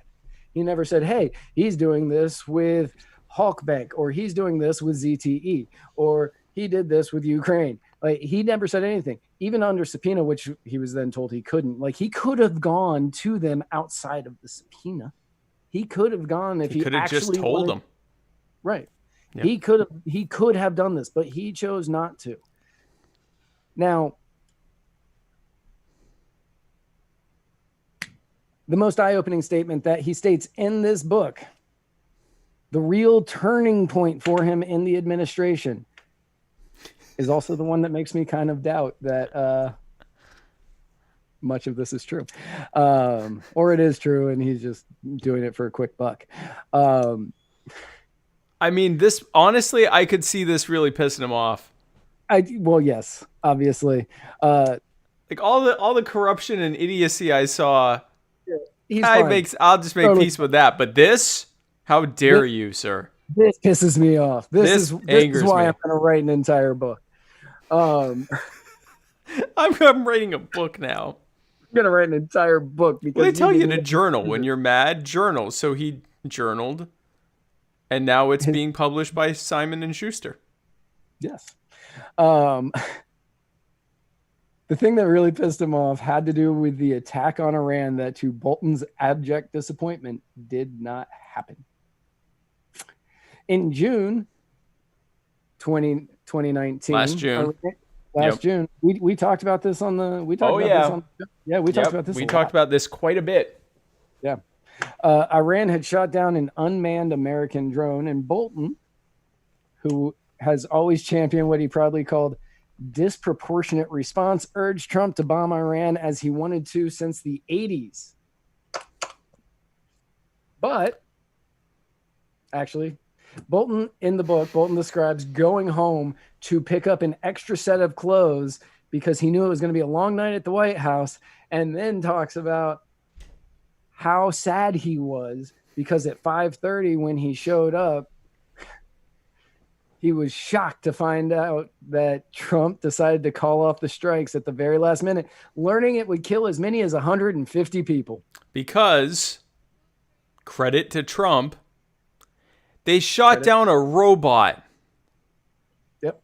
That was probably over their airspace, or at the very least, really, really, really close to it. Really close. Like a matter of a couple miles. It was either 2 or 3 miles this way or 2 or 3 miles this way, and it was a robot, and they knew it was a robot, and they were basically saying, hey, back off with your robots. And John Bolton wanted to launch a strike that would have killed dozens of people. And the thing is, when we talk about war, something like 150 doesn't sound like much because we're used to hearing about, thousands or tens of thousands of killed in war. Just think for a moment about if Al-Qaeda or ISIS killed 150 people in the United States, or if a foreign military attacked and killed 150 people in the U.S. That's what John Bolton wanted over them shooting down a robot that was probably flying over their airspace. So imagine there's a drone flying like 20 miles from the coast of New York, or 5 miles, 6 miles, whatever, from the coast of New York. It gets shot down, and so the Chinese military launches an airstrike that kills 150 New Yorkers. That's what John Bolton wanted to start with Iran. To his credit, Trump did not do that. Now, I didn't even think about this, but it says that Bolton describes going home at about 5:30 for a change of clothes because he expected to be at the White House all night. I got $20. It was a onesie. I think he was thinking presidential sleepover. And there's like, I bet he bought do you think he got his own pillow? He brought his Wilford Brimley bear, the one that looks like him, and brought a pillow, maybe a robe, threw on the onesie. He was ready. Stuffed dinosaur, Land Before Time dinosaur. And he wasn't actually upset about the saving 150 innocent lives. He was upset that he did not get his presidential sleepover. Oh, well, that makes sense. That makes more sense. That makes a lot more sense. That actually makes sense, because you get all worked up. I remember, you're like, oh, I'm having a sleepover. And it's like, oh, no, Timmy's sick. Like, Timmy's got cholera. I'm all ready. Yeah. And so then your parents make like a pillow fort downstairs, but he didn't have that. No, he didn't get the pillow fort because he accidentally left his pillow at the White House. Oh, so then he gets there and he goes, okay, fine. And he leaves the pillow there. He goes home. And he's like, well, at least I got my pillow. And then he didn't. And so he starts writing a book. Yeah. I mean, this puts a human touch to it. This is the kind of madman who wrote a book about another madman who is currently bunching like 20,000 people into a building together during a pandemic on a date that he had to have changed after scheduling it to be on Juneteenth in Tulsa, Oklahoma, where the single greatest race massacre in American history has happened. That's what this whole story that we just spent, I think, like 40 minutes on was about. Basically, this is the story of two terrible individuals. And in the notes, I literally wrote, and now I'm pissed I spent this long reading up about this story. I'm now angry. I'm now angry. The one redeeming thing was that we got to use this. And that we got to talk about the pillow fort. Those alone made this somewhat redeemable. Sean Bresnahan. Sean Bresnahan says they were going to make friendship bracelets, Bolt and Donnie forever.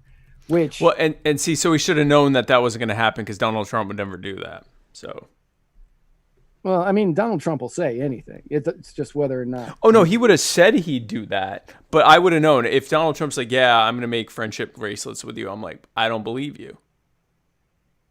I don't believe you. I'm not even going to bring my pillow. Right.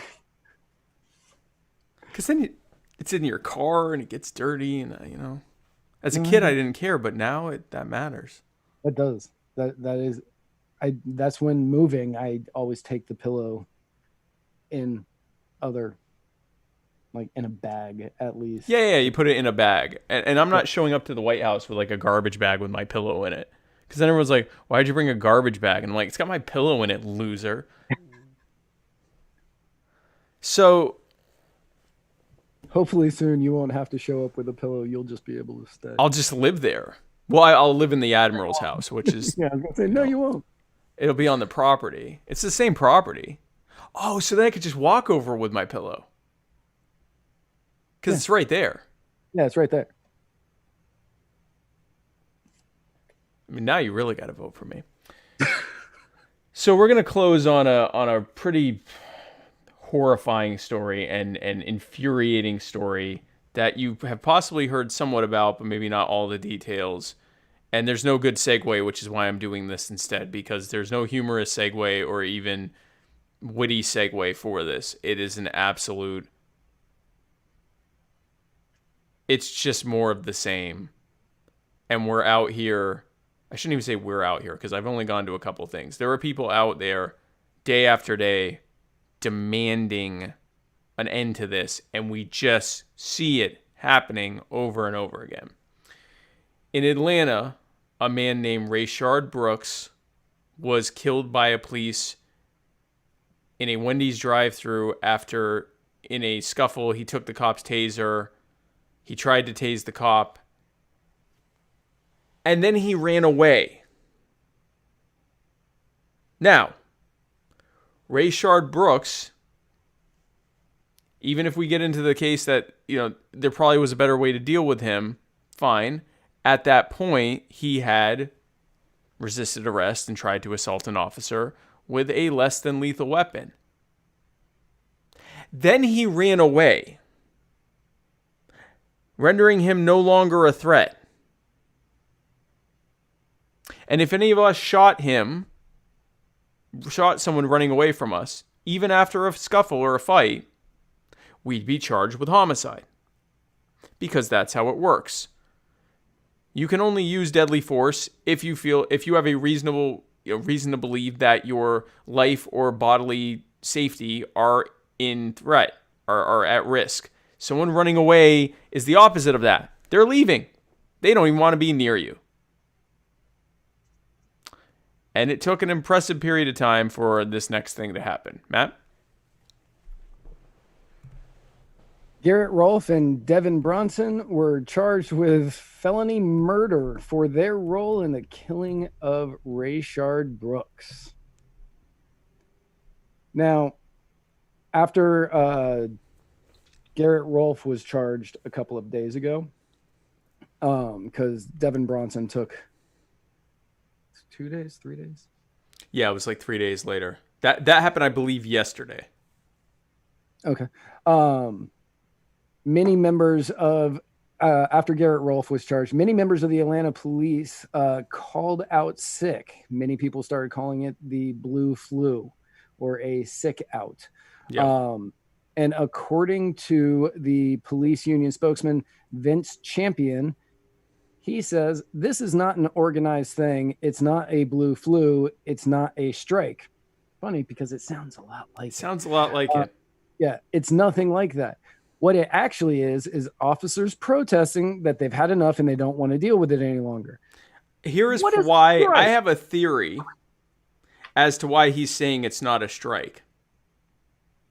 Georgia's a right to work state. I have a feeling that their particular, and I don't know this, but just the way he's being very defensive about what cops usually police unions are proud to talk about, I have a feeling that they don't have they don't have the permission or authority to strike under their collective bargaining agreement with the Atlanta Police Department or the city of Atlanta. I have a strong feeling the way that he tried to shift it and go, oh no, this is just spontaneous protesting. They probably aren't allowed to. That makes sense, actually. I was like, man, this sounds exactly like a strike. Why wouldn't you just say it? It is a strike. That's why I'm saying when a bunch of people decide to protest by not going to work, that's called a strike. That's like the definition. I'm going to look up the definition of a strike. In an interview with the Atlanta Journal-Constitution, Champion did add that there are officers saying they are not going to leave the precinct unless to help another officer. Some are walking off and sitting in their personal vehicles. Yeah, this so sounds they'll only come out to protect. Sounds like a strike. Officers. Sounds like a slowdown. Sounds like a sick out. Whatever you want to call it. That's what this sounds like. Here's the definition of strike: a refusal to work, organized by a body of employees as a form of protest. So far, so good on this being a strike. Typically, in an attempt to gain a concession or concessions from their employer. I have to come to the conclusion after reading that this is a strike. This qualifies as a strike. This is literally a strike. Now, Atlanta PD, also in agreement. This isn't a strike. they released a statement after Champion's comments, and they said that claims that officers walking off the job were inaccurate. They said that this was not happening. Wow. After the police union spokesman says this is not an organized thing. It's not a strike. It's nothing like that. It's officers protesting. He basically said this is happening, but we're not calling it a strike. Right. And then APD was like, no, that's not happening. Not even happening. Not real. Not real.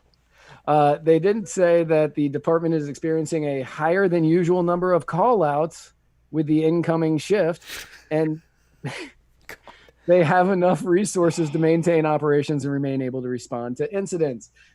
So they have enough people there. So here's a question that's not in the notes. If they have enough people to respond to incidents, but they have a higher number of call outs, couldn't they just get rid of that many people? Ooh, they told on themselves. Yes, they did. That just hit me like right now. They have enough resources to maintain operations and remain able to respond to incidents, even though a higher than usual number of callouts are happening. So in their total blatant lie, so here's the breakdown. 2 cops murder a guy. They get arrested for it. The police are not really used to this new thing where they can get arrested for murder. And so some of them, so they strike. The police union, because they probably don't have the authority to strike, said, whoa, this isn't a strike. It's just a refusal to work organized by a body of employees as a form of protest, typically in an attempt to gain a concession or concessions from their employer, but it's not a strike, per se. And then, in doing their Orwellian response, the Atlanta Police Department claiming, that's not even happening. They're not even refusing to work. They're totally working. In doing so, they said that there's way more stuff happening right now. But then they also said, because they can't admit that they're not sufficient or that they aren't competent, then they said, we have enough resources to maintain operations and remain able to respond to incidents. Well, then it sounds to me like you have too many people on the like force. You have too many cops. Yeah. Or maybe you should only have some just this, part-time surge police or something. I wonder what that might end up happening. How that admission could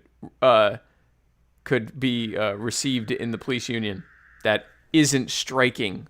That isn't, yeah, the one that is not striking right now. That also could be a threat to the union. Yeah. Oh. That could be a threat to the union, and having them say, yeah, we have enough to do it right now. Show up or you don't have to anymore. They're saying this isn't a strike. Those people don't work here anymore. This isn't a strike because anyone who's striking doesn't work here anymore.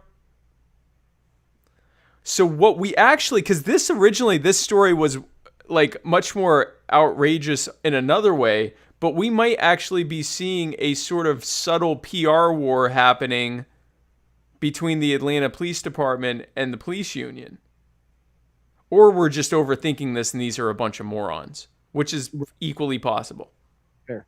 Actually probable. Probably 65-35 that it's 2 groups of morons who don't realize what they're saying. But there's a good solid 35% chance that some cloak and dagger stuff's happening in the comment section here. Yeah, because the more I look at it, the more I think, now they're just morons. Right. I was gonna say there's multiple like levels to this, and I'm like, did they realize they were doing that when they wrote this, or did they just write something and put it out? Just write the thing. Everything's fine. Also, there's more stuff happening, but also we're fine, and there's no strike. And everything's fine. And then the union's like, this isn't a strike. We're just doing the Webster's dictionary definition of striking, but totally not a strike. And it's not the blue flu. We're all just calling out sick and we're cops. Now, real quick, Yeah. for anybody who hasn't seen this video, I watched it. Did you watched it? I did watch it. Yeah. A lot of people have different opinions on what happened in this video. Like, there's a scuffle. He takes the taser. He fires the taser. I thought he actually got one of them. I'm not 100% sure on that, but I thought he did. I believe that it touched him, but it didn't actually shock him. Like it didn't actually do whatever it's called, where there's an actual conduction of electricity to the person. So I think it actually like hit them, but not in a way like it hit, like if it hit my collar or something, and then he did it, it wouldn't actually conduct because it's not touching me or something. Oh God, now we're gonna get he showed his clavicle. Anyway, something like that, like. Right. Okay, so that makes sense. Yeah. And people on the Republican side or the pro-cop side, I guess would be the better way to put that. Right. They're saying, he resisted arrest. He resisted arrest. He stole the taser. He attacked them, and then he tried to run. So it's justifiable, and maybe not justifiable, but at least a lot more understanding than any of the other cases that you've seen. There is not. Yeah, this is not the same. So like George Floyd, the guy just literally leaned on him and let him die, like casually murdered him slowly while his hands were behind his back. And it turns out they might have possibly known each other, and this may have been a grudge thing. Like that's a totally different thing. Eric Garner's killing, where he's literally just saying this has to end, and they choke him out, 6 of them. Tamir Rice, where they just roll up on a kid with an obvious BB gun and gun him down. Like John Crawford, where a guy with a freaking like obvious toy gun walking through Walmart gets blasted by officers with rifles. This guy, is what was his name? He was standing in his house and had a screwdriver, and he was like mentally disabled. I remember his name, but they said put down the screwdriver, and he like wasn't grasping what they were saying, and they shot him. Breonna Taylor, who was literally asleep in her house. Duncan Lemp, who was asleep in his house. I mean, these are examples of the police just being like, screw it, I'd rather kill him than have to deal with them. This was a case where, and we could get into a whole discussion about if there are better ways to deal with potential DUIs, especially when they're not actually on the road. But the bottom line was, it's still different in that they had him pull over to the side. They were, and I will say this, from the body cam footage, they were polite to him. They said, "Hey, please pull over, please pull over." And then there was some conversation. Then they said, "Hey, how about you get out of the car for us because you're obviously driving." And granted, they could have just given him a ride home, let him walk home, whatever. That's whole other levels. But they were at least polite to him throughout the process. And having gone through a number of DUI checks, only failing one. Should have failed all of them. But having only, they were nicer to him than I've ever been treated during those checkpoints. Okay. So I was watching going, okay, they're actually treating him pretty well. They're doing what they should here. And then when they went to arrest him, which I thought, okay, do you really need to do that? He was in a parking lot. Like, he was in his car, and the car was running, and it was in a drive-through line, and he was asleep. But told him, pull over to the side of the road. You could sleep it off here. And then he started talking, which just teaches you. And there's a lesson behind that, but we'll keep going. And then that was when he started resisting, and then everything accelerated from there. Now, a lot of people on the pro-cop side, I don't want to say the right because it's different now.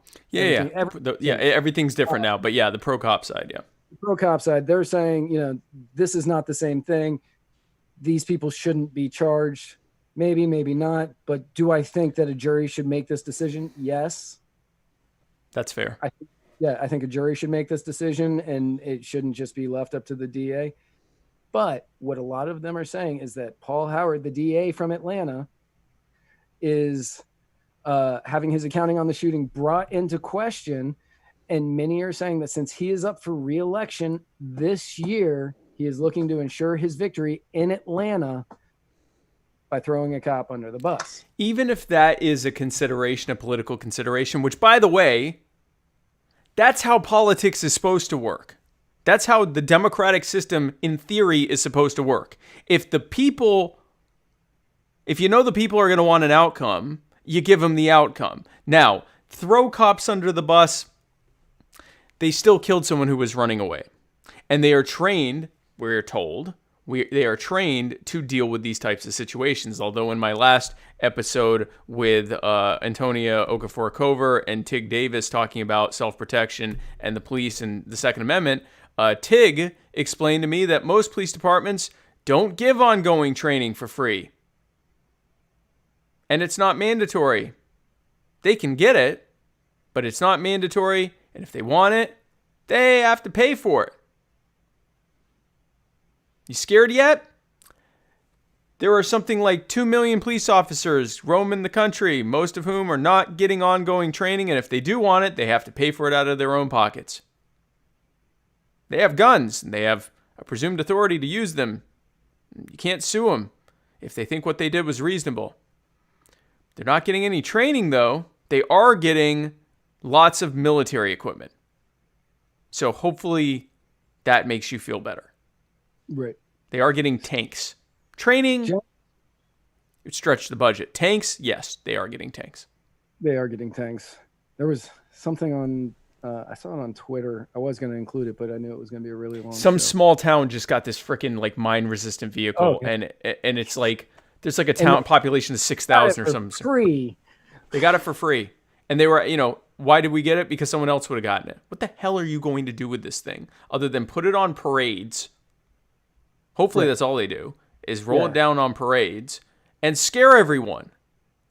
Now, two things. One, Kelly K in the comments said, did you guys know he shot 3 times and the third bullet hit a vehicle in the drive-thru? Yes, I honestly thought I put that in here.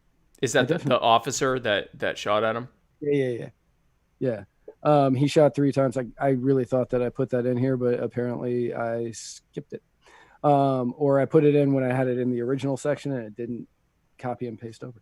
So no, I was just going to... So Monica Holcomb says, there should be a different way to deal with a drunk. His family said he asked to walk over to his sister's house who lived nearby. So this is a perfect example. In a more restorative justice type of situation, the way you would deal with that is you would say, hey, it looks like you shouldn't be driving. Why don't you pull over there and either... and this might be the punishment. We'll tow your car and you have to pay for that. Or if the owner of this property is okay with you leaving your car there, then you can leave your car there and we'll take you somewhere. Or if it's right up the road, you can just go there and then come back and retrieve your car. And that way you're not on the road. And now this person doesn't have a record, a charge on their record. They have been stopped from driving drunk, which is necessary. They've been stopped from driving impaired, but they don't have something on their record that's going to put a financial burden on their life and now make it so that it's harder for them to get ahead. And they might, and now if now their insurance costs too much because they have to get the special DUI insurance. I forget what it's called. It's like what's that?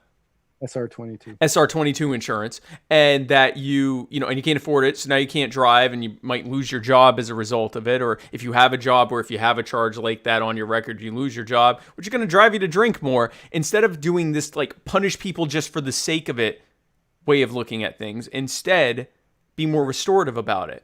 Hey, you shouldn't be driving. Why don't you put your car over there and then you can go home? Or, hey, you know what? We're going to have to make you pay for your car to be towed because you shouldn't be driving right now and the property owner doesn't want your car here. So it's going to cost you a couple $100, but we're not going to ruin your life. But maybe you shouldn't drive drunk anymore because, it's just cost you a couple $100 or $300 or whatever. That would be an example of where someone is still in some way getting punished or not being allowed to drive drunk at the very least, but their life's not being ruined and they're not now fearing going to jail and making panicked decisions while drunk, which result in them being, in this case, killed, or if they hadn't killed him, being charged with a whole slew of other things and ending up in jail for years.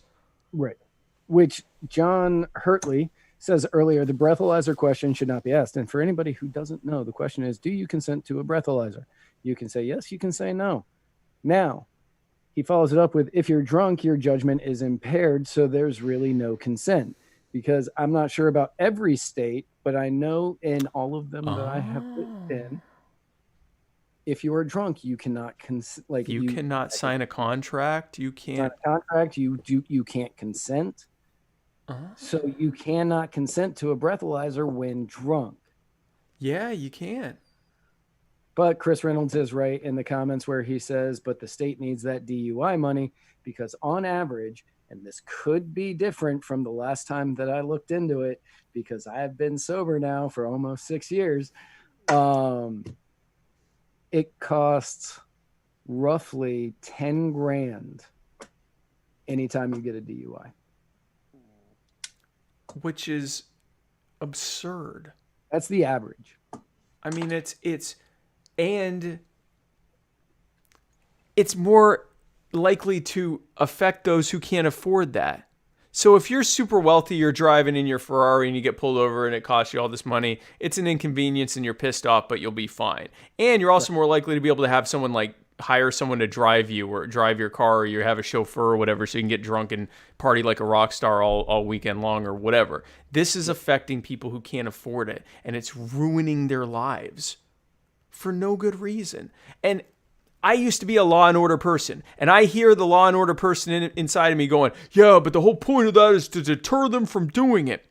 When your life is so on the precipice of being ruined, you become hopeless. You end up in bad situations because you're not thinking in this, well, I have to do this or it's going to prevent that. You're one paycheck away from losing everything. So you just not necessarily make the best choices. And how amazing would it be if we had a system of justice that instead of pounding you while you're down, says, hey, listen, you're drunk, you shouldn't be driving. Let's see if you can leave your car here. And if you can't, you're going to have to pay to have your car towed because you can't leave it here. That's trespassing. But you get to go home and you sober up and you don't have a record and you don't have to pay to get bailed out. And we're not going to give you a hard time. And, you know, if this keeps happening, there's going to be a problem. And, you know, we may have to look at your license. But, you know, right now, we're going to just get you home and get you off the streets, especially in this situation where he wasn't even on the street in the first place. He was asleep. Let him get out of his car and go home. Yeah. Restorative justice is the idea that if here's another example, petty theft. Instead of throwing a poor person in jail because they can't afford the fines, which then are still there, and when they get out of jail, they now have interest, find out a payment plan so that they can pay back for the theft, or just tell them to give it back and pay some kind of fine and give them time to pay it. And then don't have something on their record that makes it impossible for them to find a job so that they now don't have to keep robbing people to make a living. Don't take away their ability to thrive. Let them learn from the mistake, restore from it, restore any harm or damage that was done or theft that was done to the victim so that they're whole, and now allow the perpetrator to learn from it because they're a human too, and they can now go and thrive instead of having their life ruined, which, if you're a fiscal conservative, costs way more than just helping them in that immediate situation. Right. Now, according to legal consultant Chris Reynolds, personal injury attorney Chris Reynolds. Have we added that now? Not only is he personal injury attorney Chris Reynolds, attorney at law, he is legal consultant, personal injury attorney Chris Reynolds, attorney at law. Now, it was kind of something that was mentioned like in passing that I agreed to. But he said that he would be happy to join the show to discuss legal issues that you and I, not being trained, would have. He would have a much better viewpoint than you and I ever would on it. But he said, next episode. 100%. Yeah, totally down. Yes. He said that you are more likely to get put in jail for driving without a license and subsequent DUIs, and it's hard to get out of the cycle. And yes, it is. Because I know, when did I lose my license? I lost my license a couple of times. And I know that I continued driving because I had to get to work. I had bills to pay. Luckily, I did not get pulled over anytime that I didn't have my license. But I know tons of people who do, and they end up going to jail, and then they have to pay those fees. They're losing their jobs because they're not going to work because they're in jail, or they can't make it there because they don't have licenses after that, and there's no way they're going to be driving. And they end up just falling deeper and deeper into that hole, which causes people, oddly enough, to drink more, to make more bad decisions. Because their life's ruined. Exactly. Right.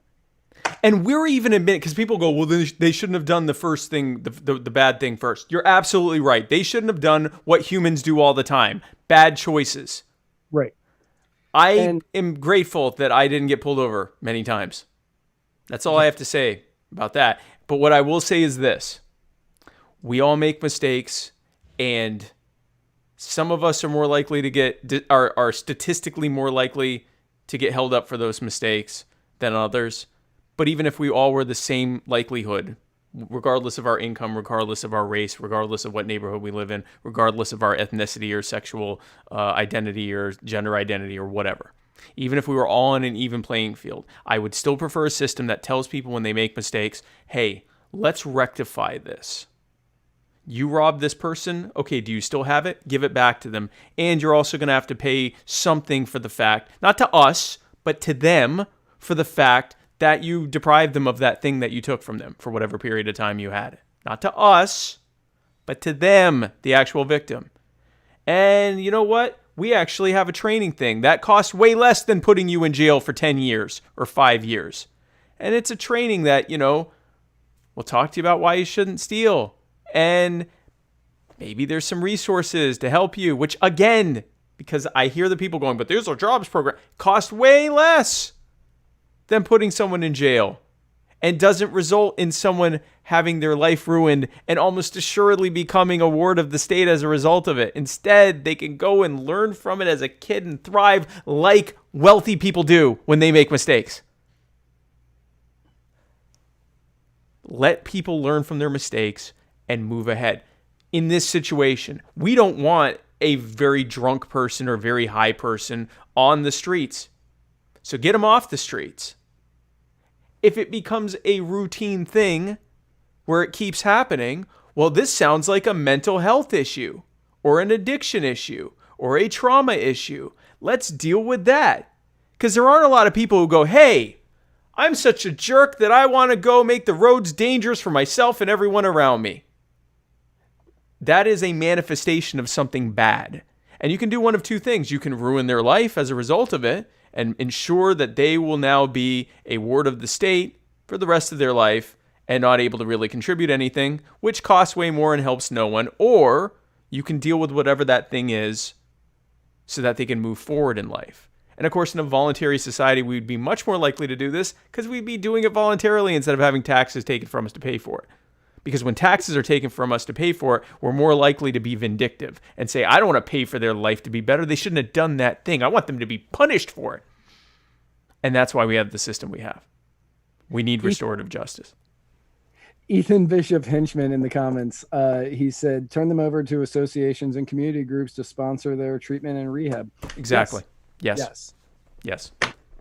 And Ethan, thank you for watching. Yeah, Ethan, thank you for watching. Ethan Bishop Henchman, perfect example. I cannot remember, is it Episcopalian? Lutheran? Presbyterian? It's one of those. I am certain that your church, you said cough, churches cough. I'm certain your church or your parish or your bishopdom, I'm not good at this, but your non-Jewish, what you call your place of worship, would be more than happy to help people who are in this situation with this exact type of thing. Episcopalian, I knew it. Yeah, Episcopalian. That was the first one I said, right? Yes, I think so. Yes! It's because I knew it. I knew it was Episcopalian. I should never second guess myself. And so I'm certain that your church would be more than happy to help with this type of a thing. Much more than they would want for their parishioners to be taxed to to pay for people to have their lives ruined. Ethan is talking about the Protestant gays. Fun story. I don't even remember it. Oh yeah, no. So we did an AMA. I did an AMA with Ethan and his husband Joe Bishop Henchman, and it was geared towards the Pragmatist Caucus, but it was anyone could watch it, and it was to talk about my run for vice president and why I thought I should get the nomination, and it must have worked. Thanks again, guys. But the in it I talked about Calvin Coolidge, and we talked about how dire he was, how dour he was, and I said the Protestant gaze, meaning the Protestant when you gaze at someone with your eyes disapprovingly, and that's an actual term, the Protestant gaze. I said the Protestant gaze. Ethan and Joe got the weirdest look on their face. Ethan and Joe, being both homosexual and Protestant, thought I was doing some kind of weird flex on them or something. I'm not 100% sure what you thought I was trying to accomplish there. But I said Protestant gays. They looked a little, not, I wouldn't say off put. I think they didn't know what to think. And so I thought, oh, they must not have heard of the Protestant gays before. And so went through the entire episode, through the entire AMA, had a great time. And then afterwards, they said, I don't even remember how it came up, but they went, why did you bring up that we're Protestant gays or something like that? And I said, no, the gays, guys, that like with your, and so the best part about that is that for the better, and they were so kind about it. And that made me respect the two of them much more, because I said something that if I had been in their situation and had not known what I was talking about, I would have thought, is he trying to be snarky with us? And they were so gracious about it and let it roll off their back like a duck, that I'm grateful for that. Thank you for your Protestant grace. GRACE. Right. Just making sure. So here we go. Got some questions here. What are you, Andrew William Brown says, what are your stances on people? I love them. They are the power. Oh, people. My stance is that I'm Spike Cohen and you are the power.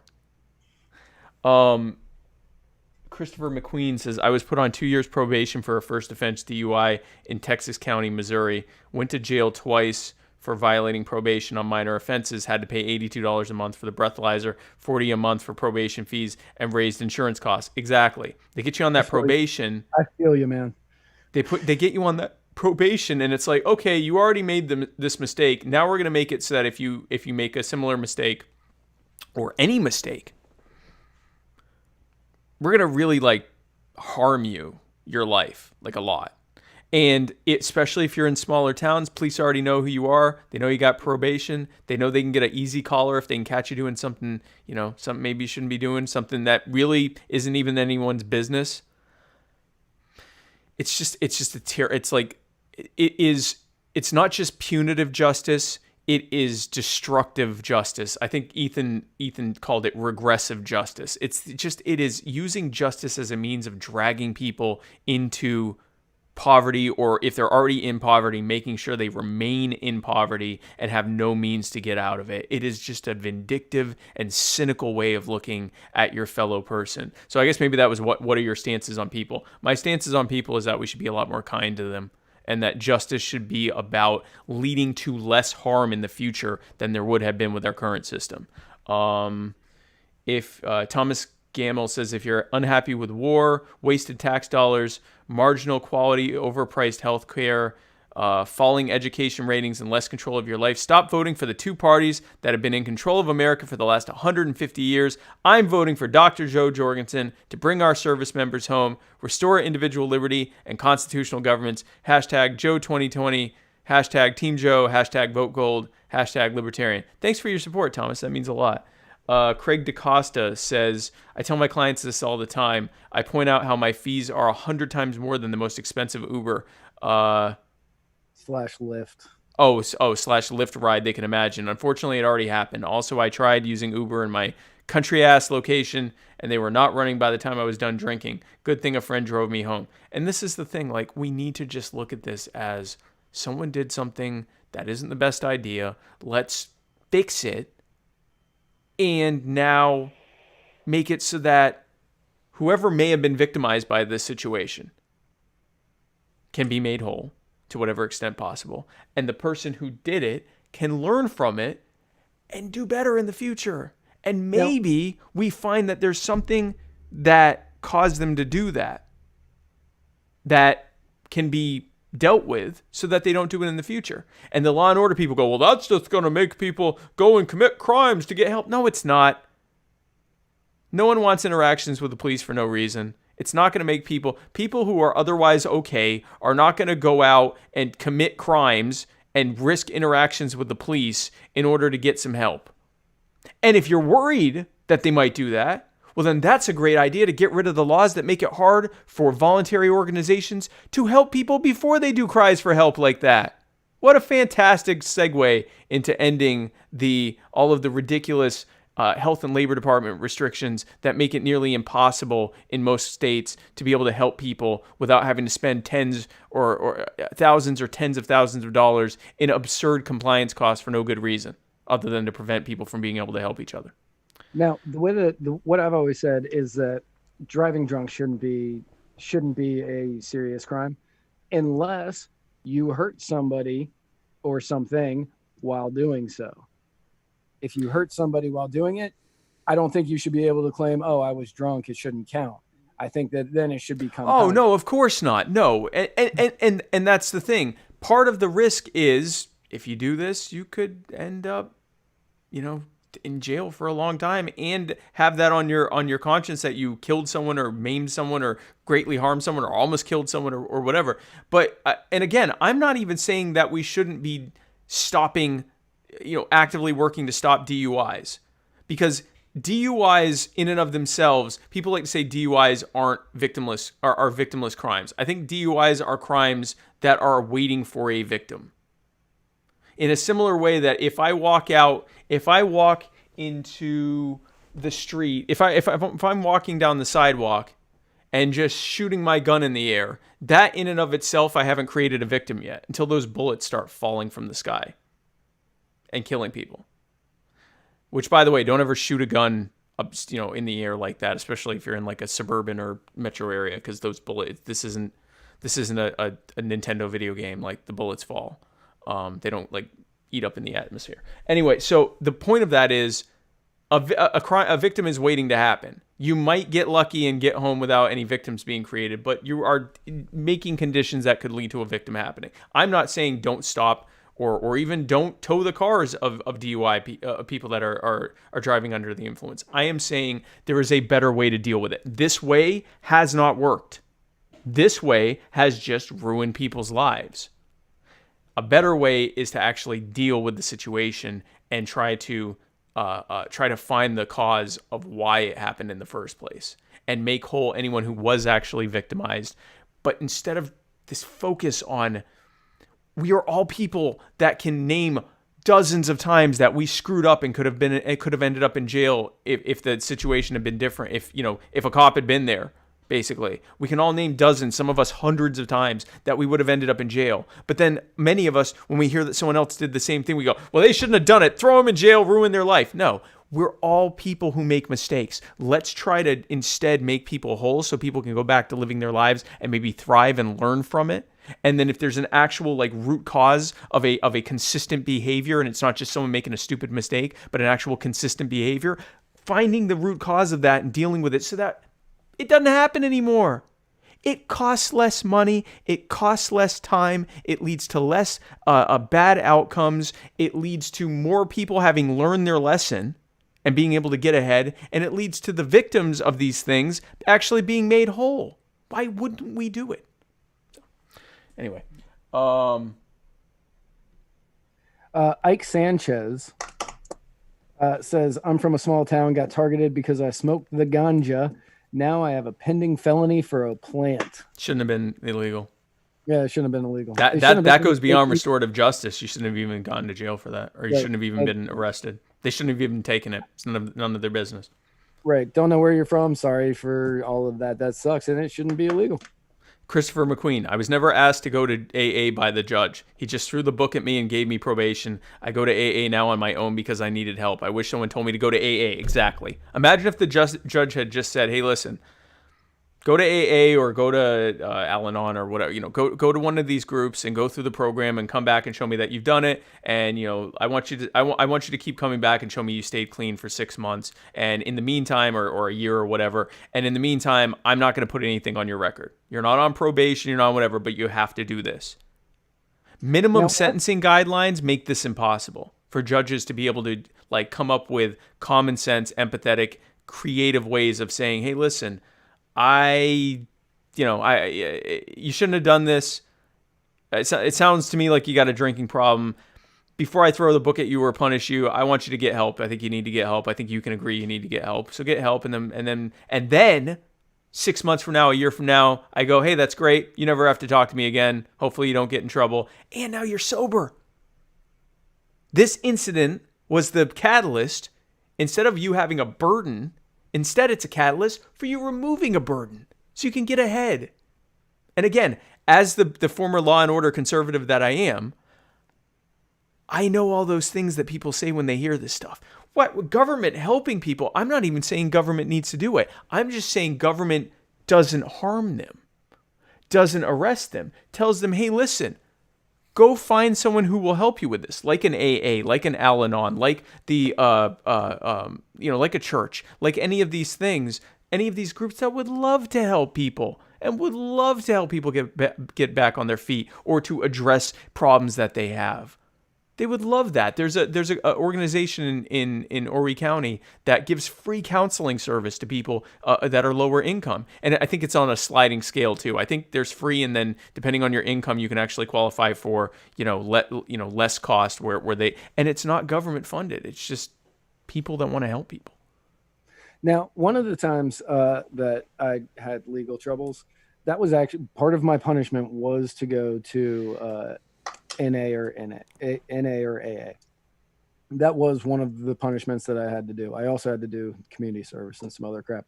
But they were like, yeah, if you can do this, then you'll be out.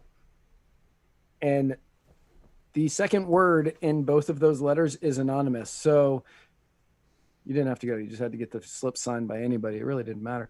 And I discovered that very quickly when I was of that age, but poor choices. And I knew that I was not ready to stop doing everything that I was doing. I knew the half-life inside of me.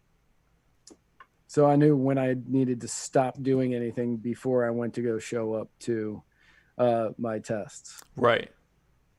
And as a result of that, you kept having interactions with the police and that's the thing. And eventually you realized this had to stop. And given different circumstances, you could be in prison right now. Yeah. For many, many, many years. Right. The fact that I am not is actually very surprising. Statistically, it's not. And that's the problem, is that there are different outcomes for different groups and identities. And the fact that I didn't get caught more often is surprising. Yeah, that's fair. So I'll go through some of these. Brittany Brissett, I'm new to the party, but I've never supported a presidential party the way I support you and Joe. Thank you. The common sense you both have is so refreshing. Thank you. And thank you for your support. Stephanie King, my husband lost his business a few years ago because they impounded his work van when they found a small amount of the plant in it, and he didn't have the money to get it back. Your husband's... Yeah. This is exactly what I'm talking about, which, by the way, that ends under a Jorgensen-Cohen administration, because not only do we end the war on drugs on the federal level by declining to enforce these laws in the first place, and also by firing people in the DEA and not replacing them, but we also tie the use of cooperation between federal and state police agencies on their not violating the constitutional rights of their residents. For example, continuing the war on drugs on the state level. So if we don't see them doing that, no cooperation at the federal level until they get their way of policing and interacting with the public in line with a very closely defined set of limitations set forth in the Constitution, and as it relates to the states, the affirmation of certain enumerated rights that it clearly states that, and affirmed rights that it clearly states that the American people have. So in other words, we're going to use that magic parchment and actually enforce it. So that'll be fun. Ethan Bishop Henchman says that the problem is, and white people definitely do this to each other in less well-off areas, like where I'm from, some people like these laws because they give themselves a reason to feel superior to others and helps to create visible class destinations. A very interesting thing that Ethan is referring to about what we call institutional racism. A lot of people, when they hear institutional racism, they think that it's just against people of color and people that aren't white. That's not true. Institutional racism was set up to make the vast majority of white people who are being harmed to some extent by the status quo and the system that is in place to feel superior to others because, well, at least I'm not as bad off as them, which helps kind of act as a balm, a soothing balm for the distinctions. I thought class destinations, that was like a new age, a new, hipster type of term. Anyway, yeah, so I mean it allows them to say, well, at least I'm not as bad off as that guy. Instead of saying, hey, this sucks what I'm going through, and I don't think it's fair. And what that guy's going through is even worse than me. What a terrible thing he's going through. We definitely need to stop what's happening to us. Instead, it's laid out in such a way that leads people to go, well, at least I'm not as bad off as that guy. I'm better. I'm benefiting from this system. No, you're not. You're not benefiting. One of our good friends posted this week, if you don't want to get in and I'm going to paraphrase the crap out of this because it's not in front of me, but he said, if you're out there saying, how do you put it? If you don't want to get in trouble with the police, don't do anything illegal. And I know the name of your drug dealer, you should probably just shut up. And you see that a lot. People who do a lot of illegal things that they know are illegal will quickly go to, well, they shouldn't have been doing anything illegal if they didn't want to get there. You do illegal things. You do illegal things.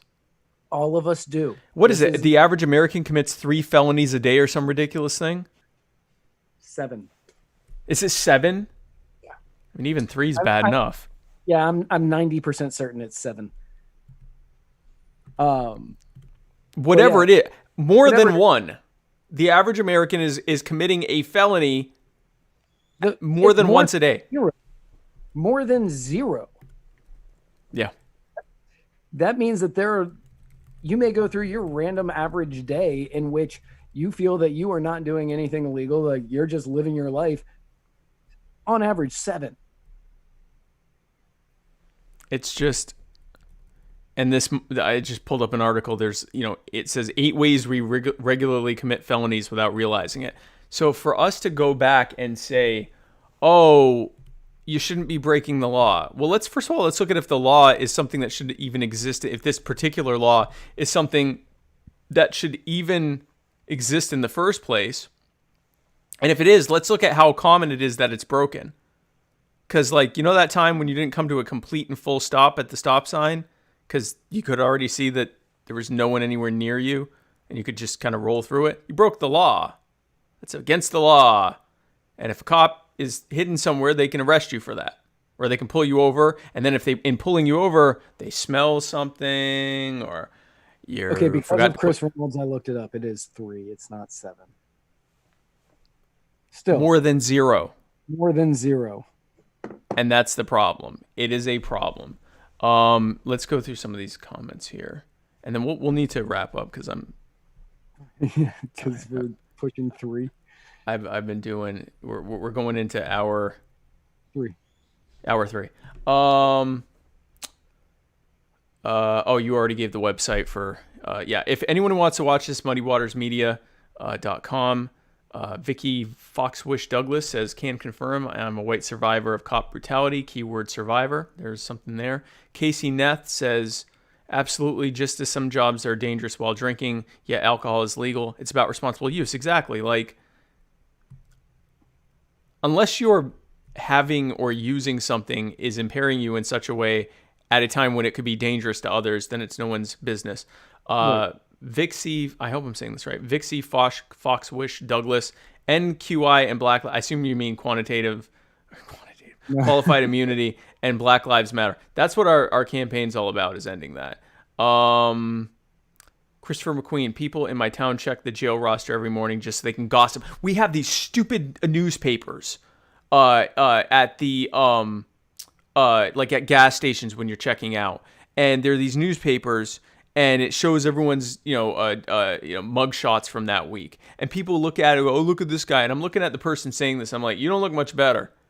And it really is this like really stratified classism, but it's classism even within that class. People who just feel superior to others, and they're leveraging a punitive state to give them just some semblance of feeling better than others, because that same state has harmed them so much that it has left them and their family and their communities in a state of stagnance and in a state of just being unable to get ahead. But they get to read that thing that makes them feel a little bit better than that guy that just got arrested, and then hopefully they don't get arrested and get made fun of next. Lance, I'll try to find Matt's mugshot. There are multiple, so have fun. Yeah, really. Lance Hawk, Spike Cohen, can you comment on how the LP will address pollution and environmental damage in a deregulated corporate environment? That's actually the answer, through a deregulated environment. What we have right now is a system whereby the government is the largest polluter, easily. The government, especially the military, is the largest polluter, largest single polluter, and they are giving carve-outs to their favored cronies, businesses, so that when they have a massive leak, or when they have a meltdown, or when they release toxins into the air, they get carve-outs because they're too big to fail. The other thing that happens is that they create a series of burdensome regulations to our domestic business market for one reason. I just put up one hand. For one reason. To make it so unaffordable to do business here that no smaller competitors can rise up and disrupt the market and knock any of those extremely wealthy, well-heeled crony businesses off their place. And what they know is that when they do that, when they make it unaffordable to do business here, they can more than afford to move their bases of operation overseas to places like China and Malaysia and Vietnam and Mexico and other places, to other countries where the regulations aren't as high and it costs much less to do business here. So that it's so much less to do business there that it's, even once you factor in the cost of now shipping all of that stuff back over here, it's still less expensive than the overly burdensome environment they have created for everyone else. Us, who can't afford that and therefore aren't able to do the things we want to do. How many great ideas have been destroyed because some person in their garage couldn't afford the thousands or tens of thousands or even hundreds of thousands of dollars in compliance costs to even try to do it in the first place? And now we look at the environmental damage that is happening as a result of, instead of something being made here and shipped here, now it's being made somewhere else where they have no environmental controls or even any concern for the environment or stewardship for the environment. And then it's shipped back over here, which exponentially increases the carbon footprint for every single one of those products that are and goods that are being made and shipped over here. And now it makes sense when you wonder why the carbon footprint of the US continues to go down while it skyrockets everywhere else. That's why.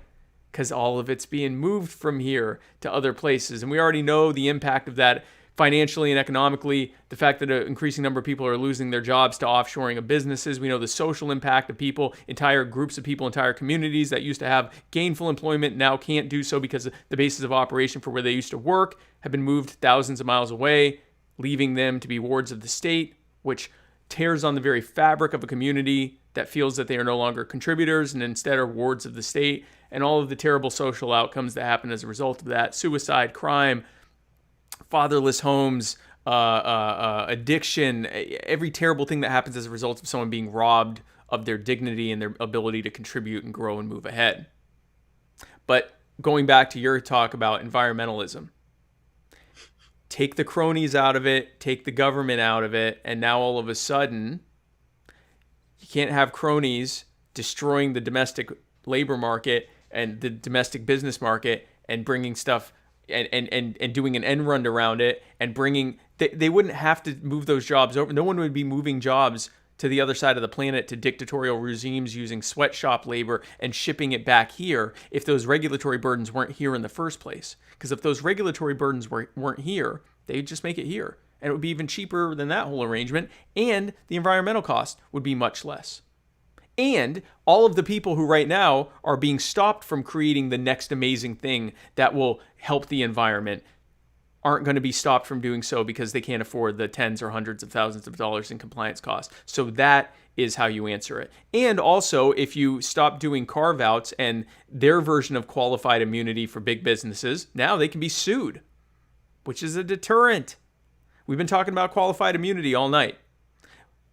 If you look at our environmental laws, they are basically a series of qualified immunities for big businesses who, in exchange of cooperating with the authorities, never have to pay any real. They pay mild fines that are nothing close to what they'd have to pay in lawsuits if they weren't protected by the government.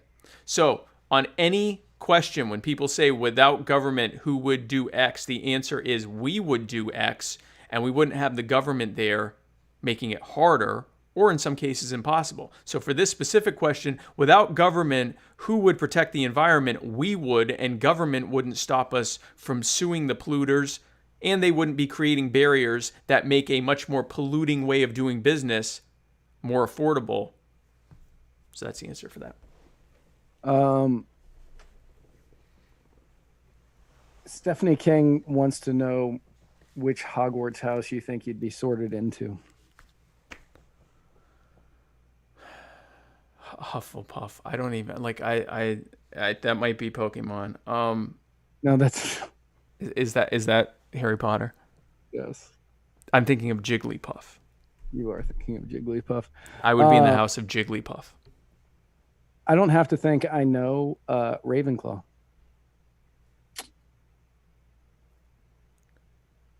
Jigglypuff.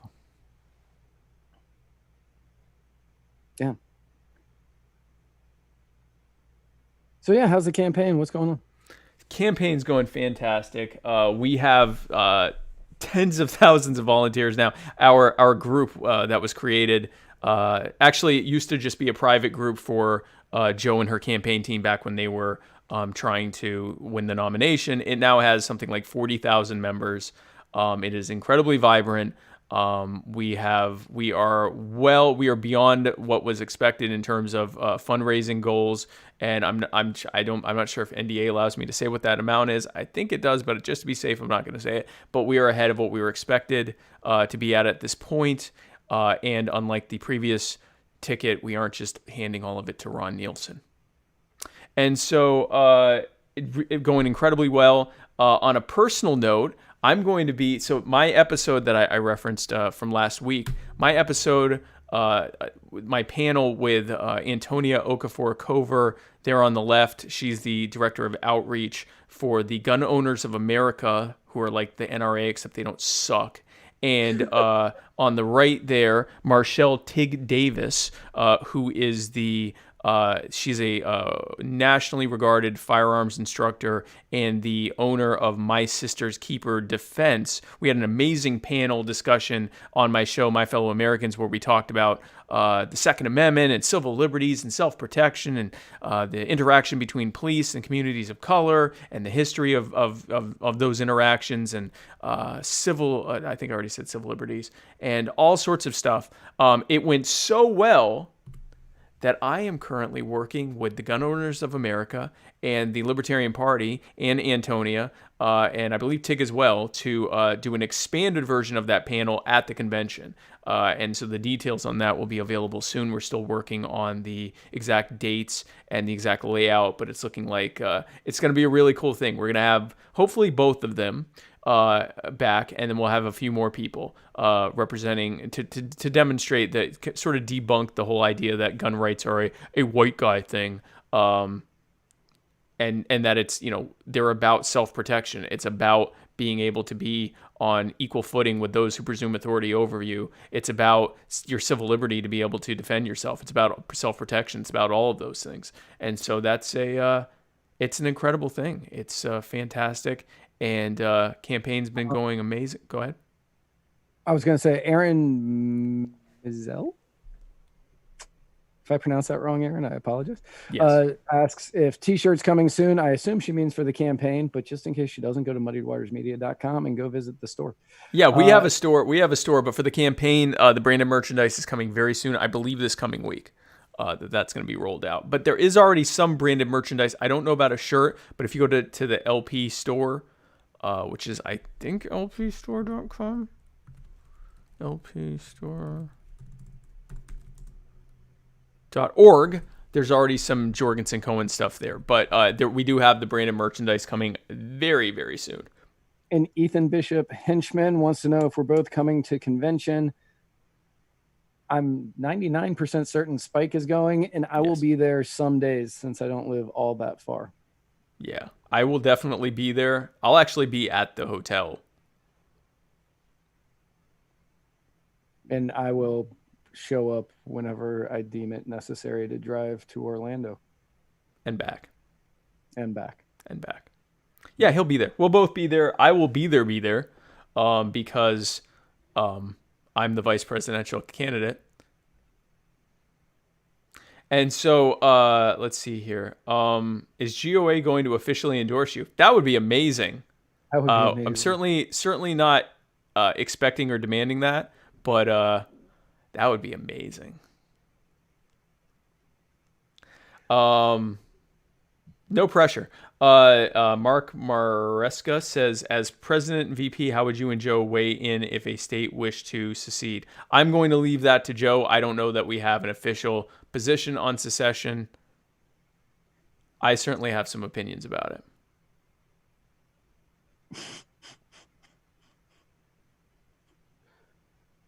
Pretty certain I know those. I'm pretty certain most people can guess it. Yeah. Will there be flags? I need one to counteract the giant Trump flag. We get asked that a lot. I want to counter my neighbor's Trump flag. There will be flags, and I believe LP Store has flags right now. But yes, we will be flags.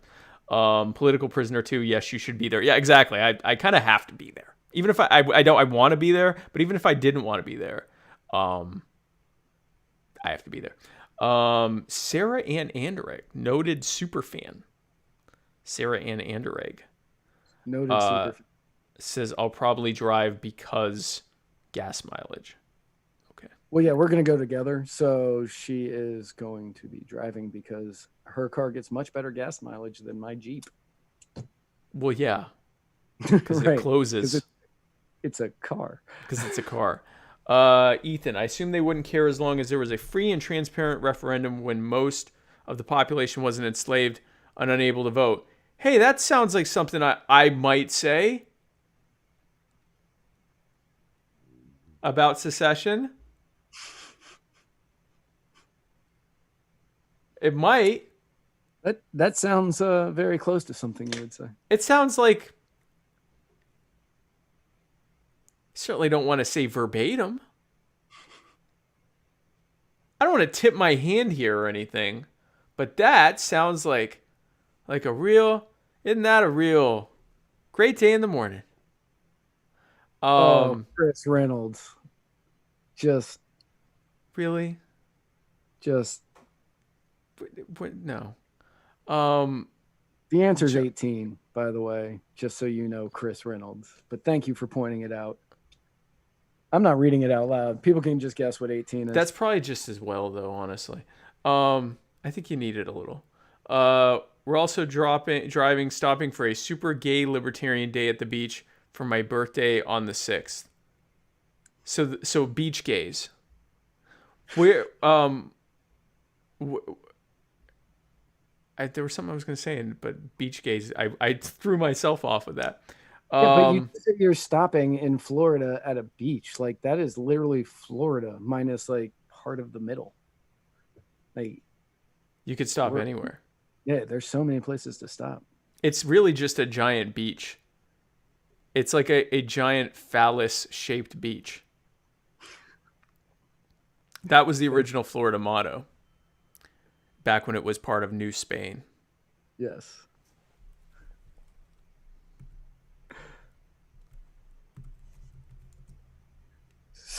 Hey, Matt. Oh, he's stopping in South Carolina. Where in South Carolina?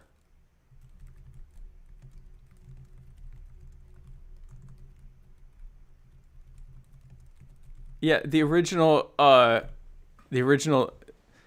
Floridian motto back when it was part of Spain was "En realidad somos solo una playa gigante en forma de falo."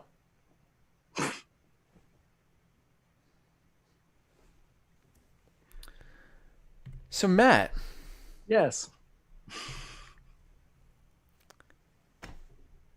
I'm just really tired. Like, I can't even end the show. I'm that tired. Matt, I was saying that about 20 minutes ago. It's just like, I'm not even doing a show at this point. I'm just talking to people. So, Matt, hey. Hi. If people were to want to find us on the internet, how is that even possible? It is possible. They can head over to anchor.fm/muddied waters and follow us if you just want to hear our sweet, buttery, sultry voices. I know I do. I know. Just how do you not want to wake up to this and fall asleep to this? Muddied ASMR. Hey, everybody. Hey. You can listen to us at anchor.fm/muddied waters or on your favorite podcasting device. Anchor.fm/muddied waters or go to muddiedwatersmedia.com, or if you want to follow, I probably shouldn't do this for the campaign. If you want to follow the campaign, go to joj2020.com, or you can follow me on Twitter at RealSpikeCohen or on Facebook at facebook.com/literallySpikeCohen. So we have a show Tuesday, right? Yeah. Yeah, so we'll be back. Check us out in 3 days. Yeah, we'll be back on Tuesday, having used up most of our content for Tuesday today. It's gonna be like a 40-minute show. Unless something really big happens, I may just like pull the Trump rally and just take. We'll just talk about the Trump rally. Yeah, it'd be like a 20. It'll be like a mini-sode, like a 20-minute deal. So that'd be nice. Yeah, we will be back on Tuesday and Wednesday. Bound to do something on Wednesday. Neat. Looking forward to it. Me too. Can't wait to tell you. Can't wait. Yeah, hey, everybody enjoy your first day of summer. And oh, by the way, I'm not sure if it's true or not, but allegedly the world is supposed to end tomorrow, so we may not have any of those shows. Wait.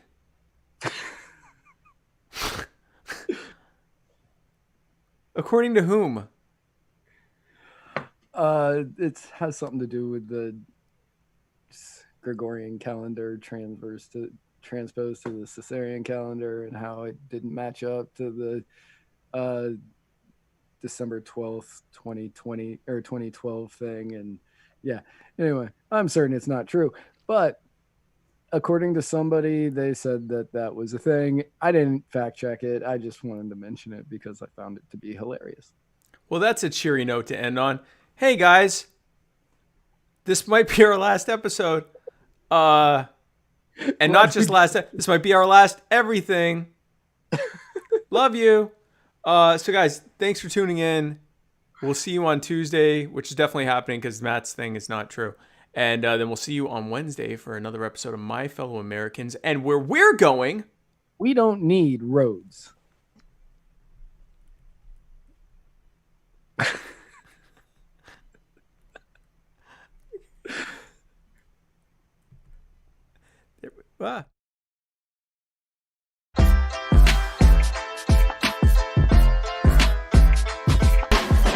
Hello, can you hear me? Hi, yes.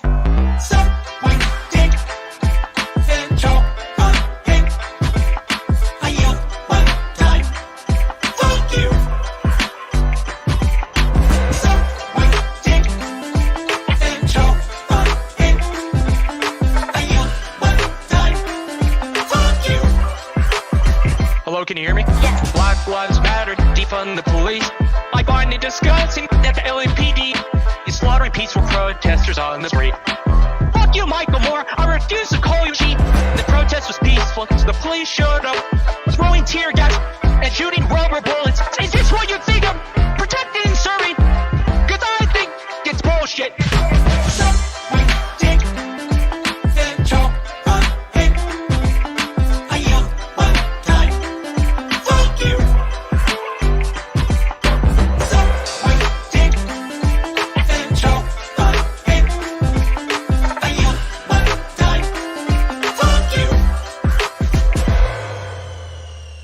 Thank you, Juan Ramirez, followed by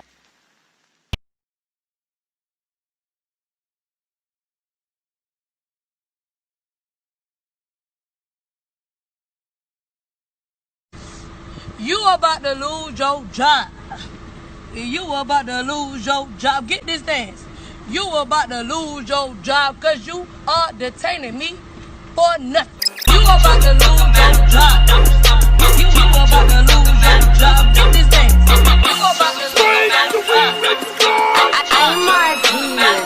You about to lose your job. Get this dance. You about to lose your job. Get this dance. You about to lose your job because you are detaining me for nothing. You about to lose your job. Get this dance. You about to lose your job. Get this dance. You about to lose your job because you are detaining me for nothing.